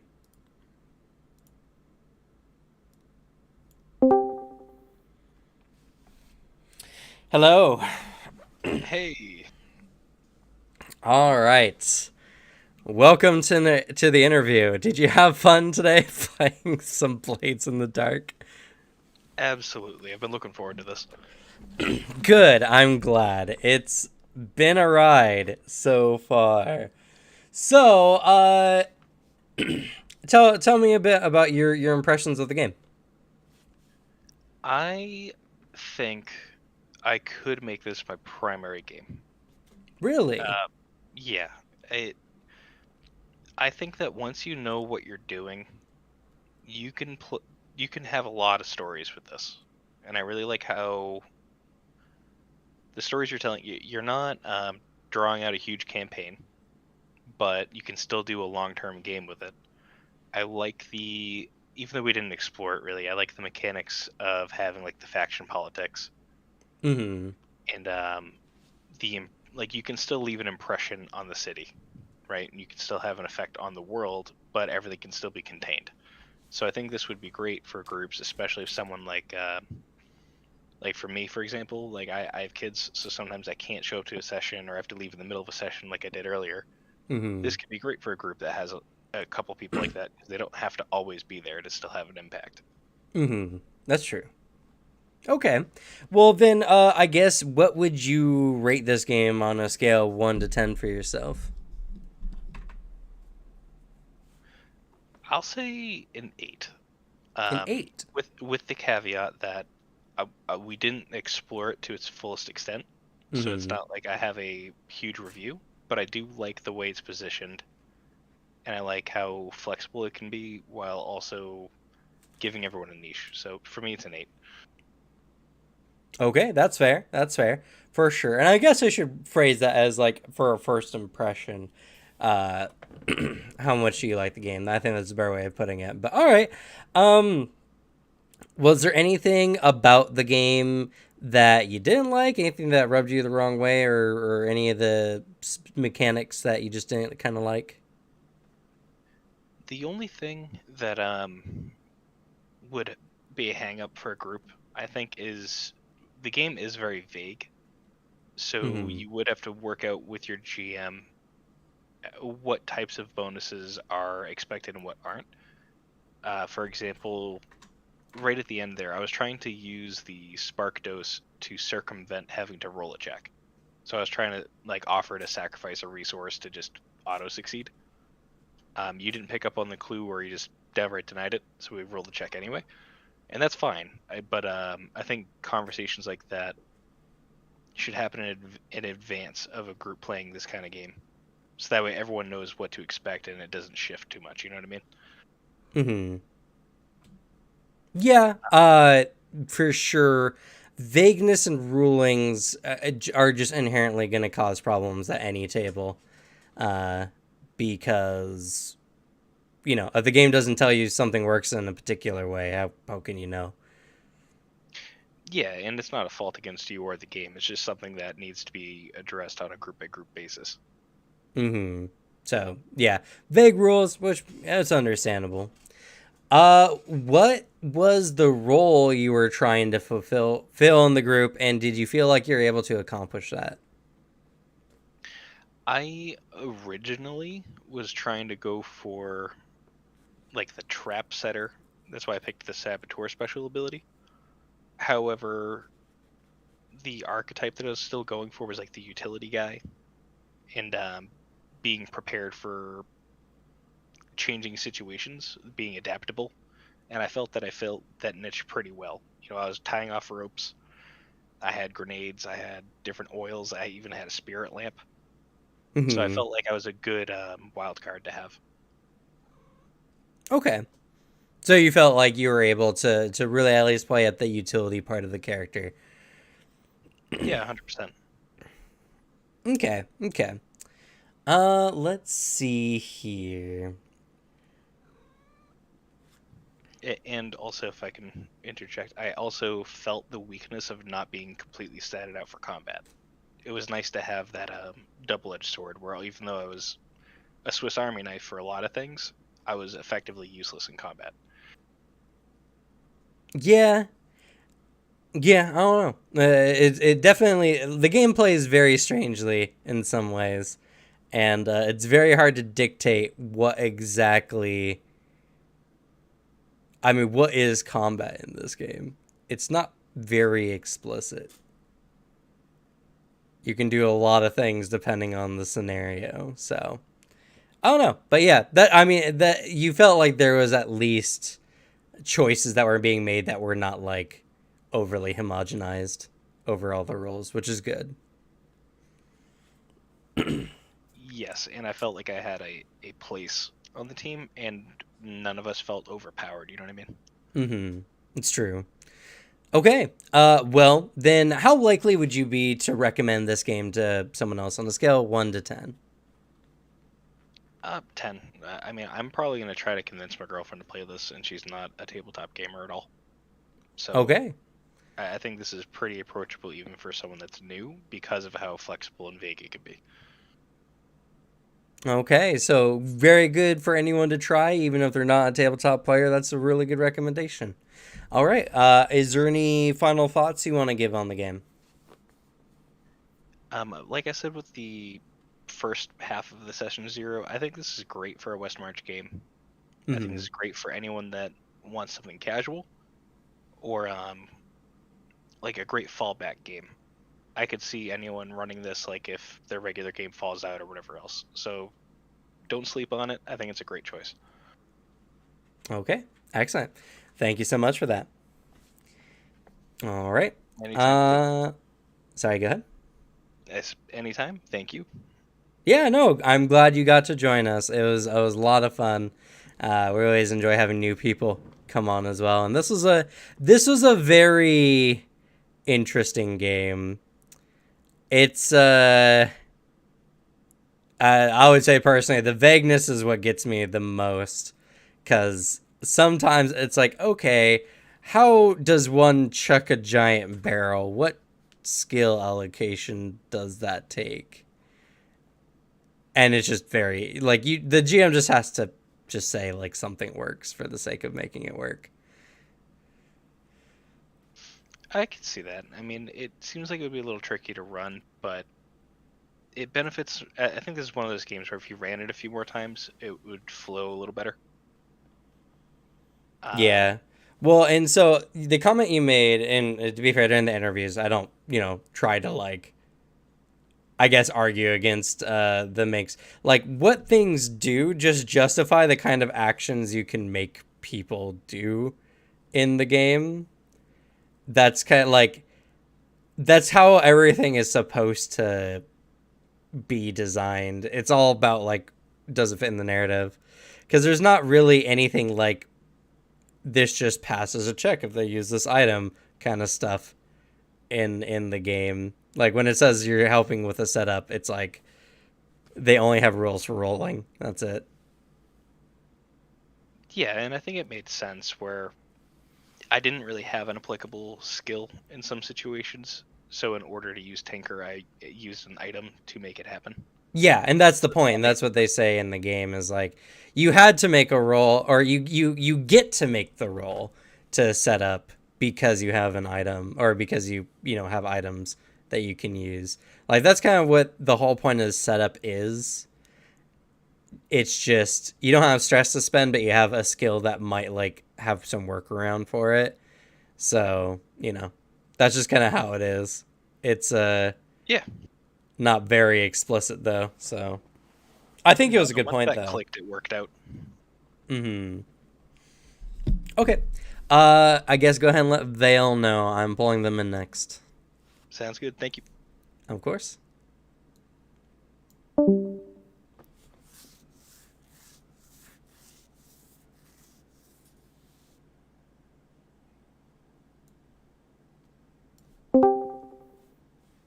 Hello. I have been chosen, I see. You have been chosen. Hello again. Sorry? I said hello again, Cameron. Hello. So, how'd you enjoy the game? Chaos. Chaos unending. But that's kind of just this game. I had fun. I generally do playing with you guys, though. That's fair. That's fair. Now, I'm aware you've played a little bit before, right? Was it just like one session before or something? Yeah, like I've watched and listened to some just because there's some good podcasts out there for it. I played a play-by-post version. I see. I guess how different was that experience then? If at all different. It flowed a lot better just because, there's a lot more time before people have to like post something because it kind of just runs at whatever pace. So people had more time to be more creative and kind of think things through. And so it flowed a lot nicer and had a bit more of a coherence to it. But once we got the hang of it, it was just pretty much how it goes. The difference mostly was that because it was intended to be a campaign and because it was written, we could do a lot more with our characters. Mm-hmm. Because a lot of that characterization kind of comes through on when it matters and in your downtime. Yeah. And a lot of that, I mean, it's a very narrative game, so Yep. a single score really doesn't properly represent what the game is actually about. But we did mess with a good number of the systems, played around with it, had some fun, had some laughs. So how would you rate your first impressions actually playing the game in like a tabletop setting, scale 1 to 10? I feel like it's severely hampered by the fact that like as a one shot, you don't really get to feel the impact of like the system with, crews and coins and your layers and your vices and obligation or whatever those might be, your friends and your enemies. Like so many parts of the system are really dependent on it being an ongoing narrative game. That like being a one shot while fun and chaotic I feel like it makes it kind of toothless in a way. So playing it as a one shot. Well, before you answer that, I guess, speaking purely from like the system perspective, like as your first impression in like a live setting, how the game ran and everything like that, like, did you like how the game was running mechanically speaking?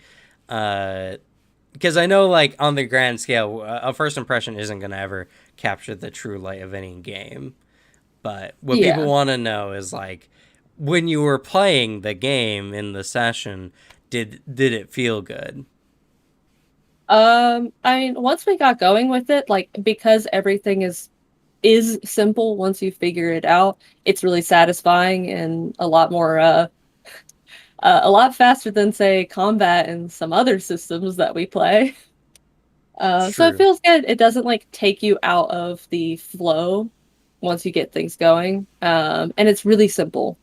Um, you just learn. It's basically just like the terminology holds people back because it's unfamiliar, and then like the sheer amount of freedom can hold people back. But I'd say it's an 8 because it's an easy system to approach. It's fun. You can get pretty much anybody into it, That's fair. Okay. and Was it's not like there? it runs hard. So.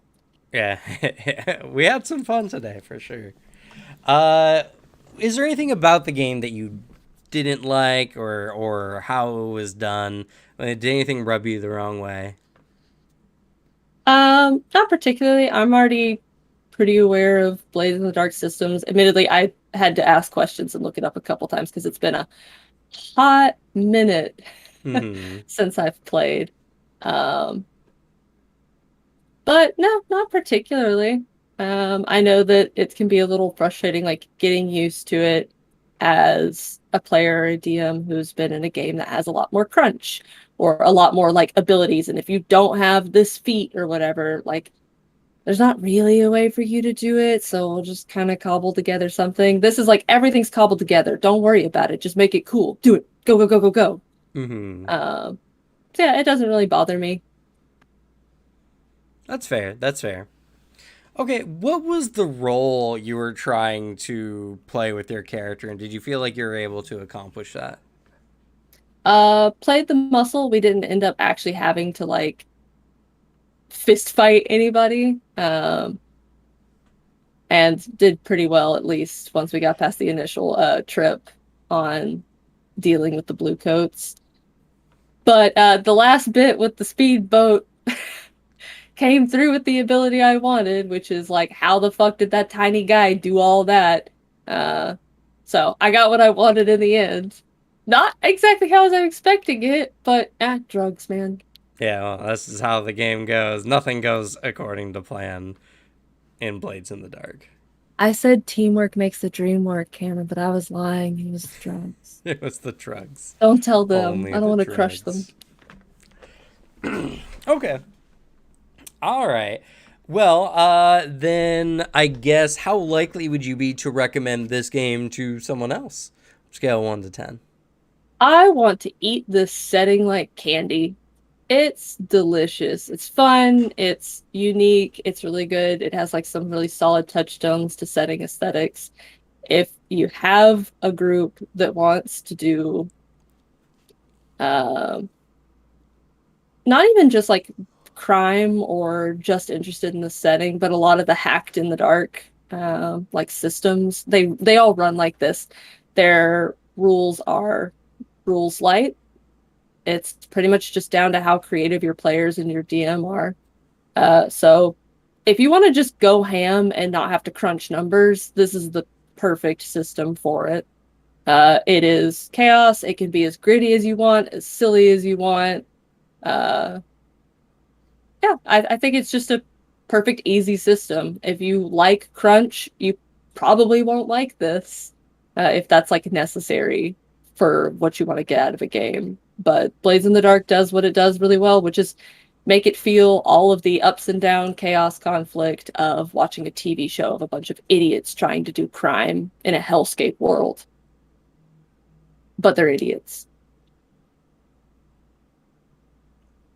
So like a 8, 9, 10 on a scale of recommendation for at least trying it out.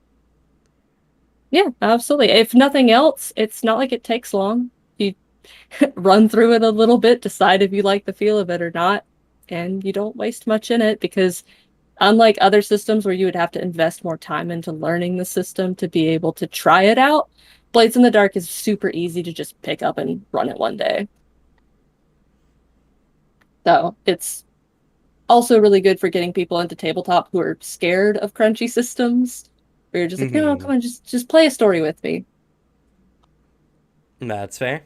Then I guess any final thoughts you have on Blades in the Dark you want to tell the audience? I think I've said most of my piece and opinion on it, both in the session 0 and in this one. So I like Blades in the Dark more than anything. I kind of really like its setting. I highly suggest people to steal the clock system for keeping track of factions and tug of war stuff. It's really good for keeping that in a DM's mind if you struggle with like a living world where you have lots of different NPCs and different factions at play. It's a super easy way to track that and communicate it to your players, though they don't always get to see those clocks. So, yeah, that's pretty much it. Okay. All right. Well, thank you so much. You're not welcome. All right. Well, let the glue boy know it's his turn. Menace.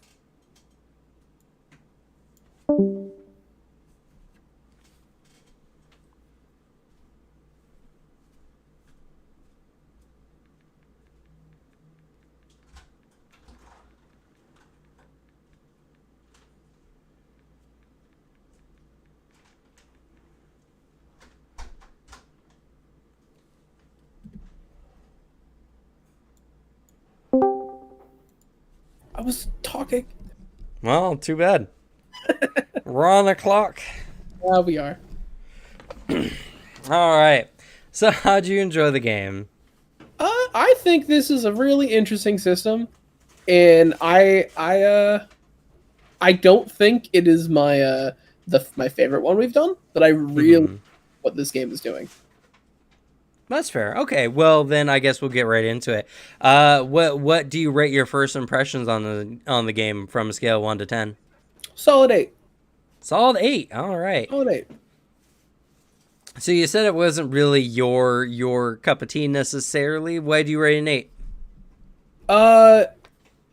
I'd give it an 8 because I think it's I think for doing one session, it is this game is like, out of all of the ones we've played, the worst suited for the format we did. Mm-hmm. Like, I think if we had done like a 5-session thing, like even 5-10 sessions, my opinion would like increase of this.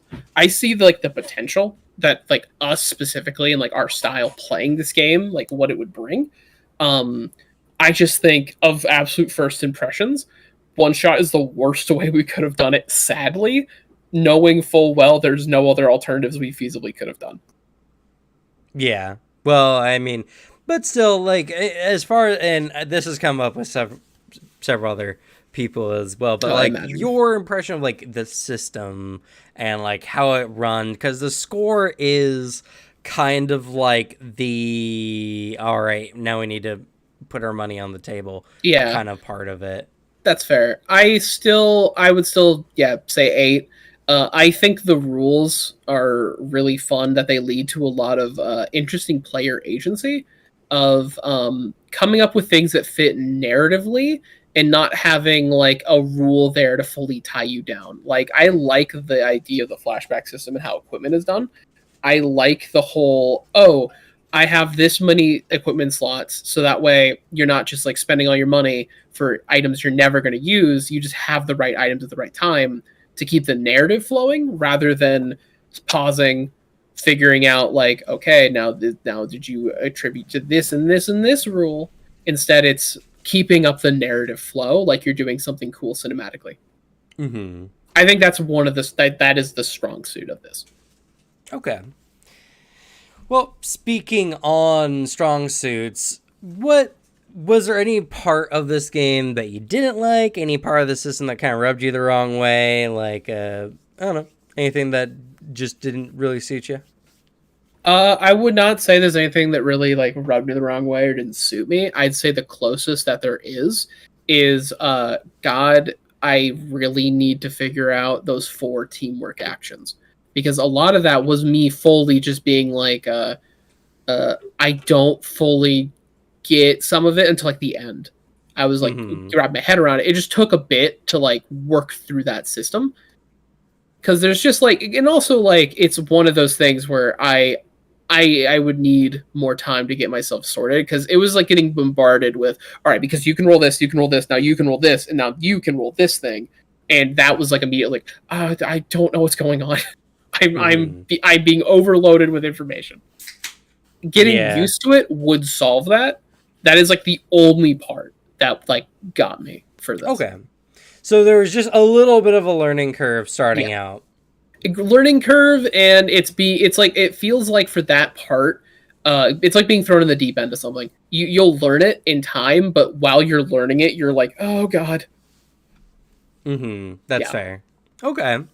What role were you trying to fill with your character, and do you feel like you're able to do it?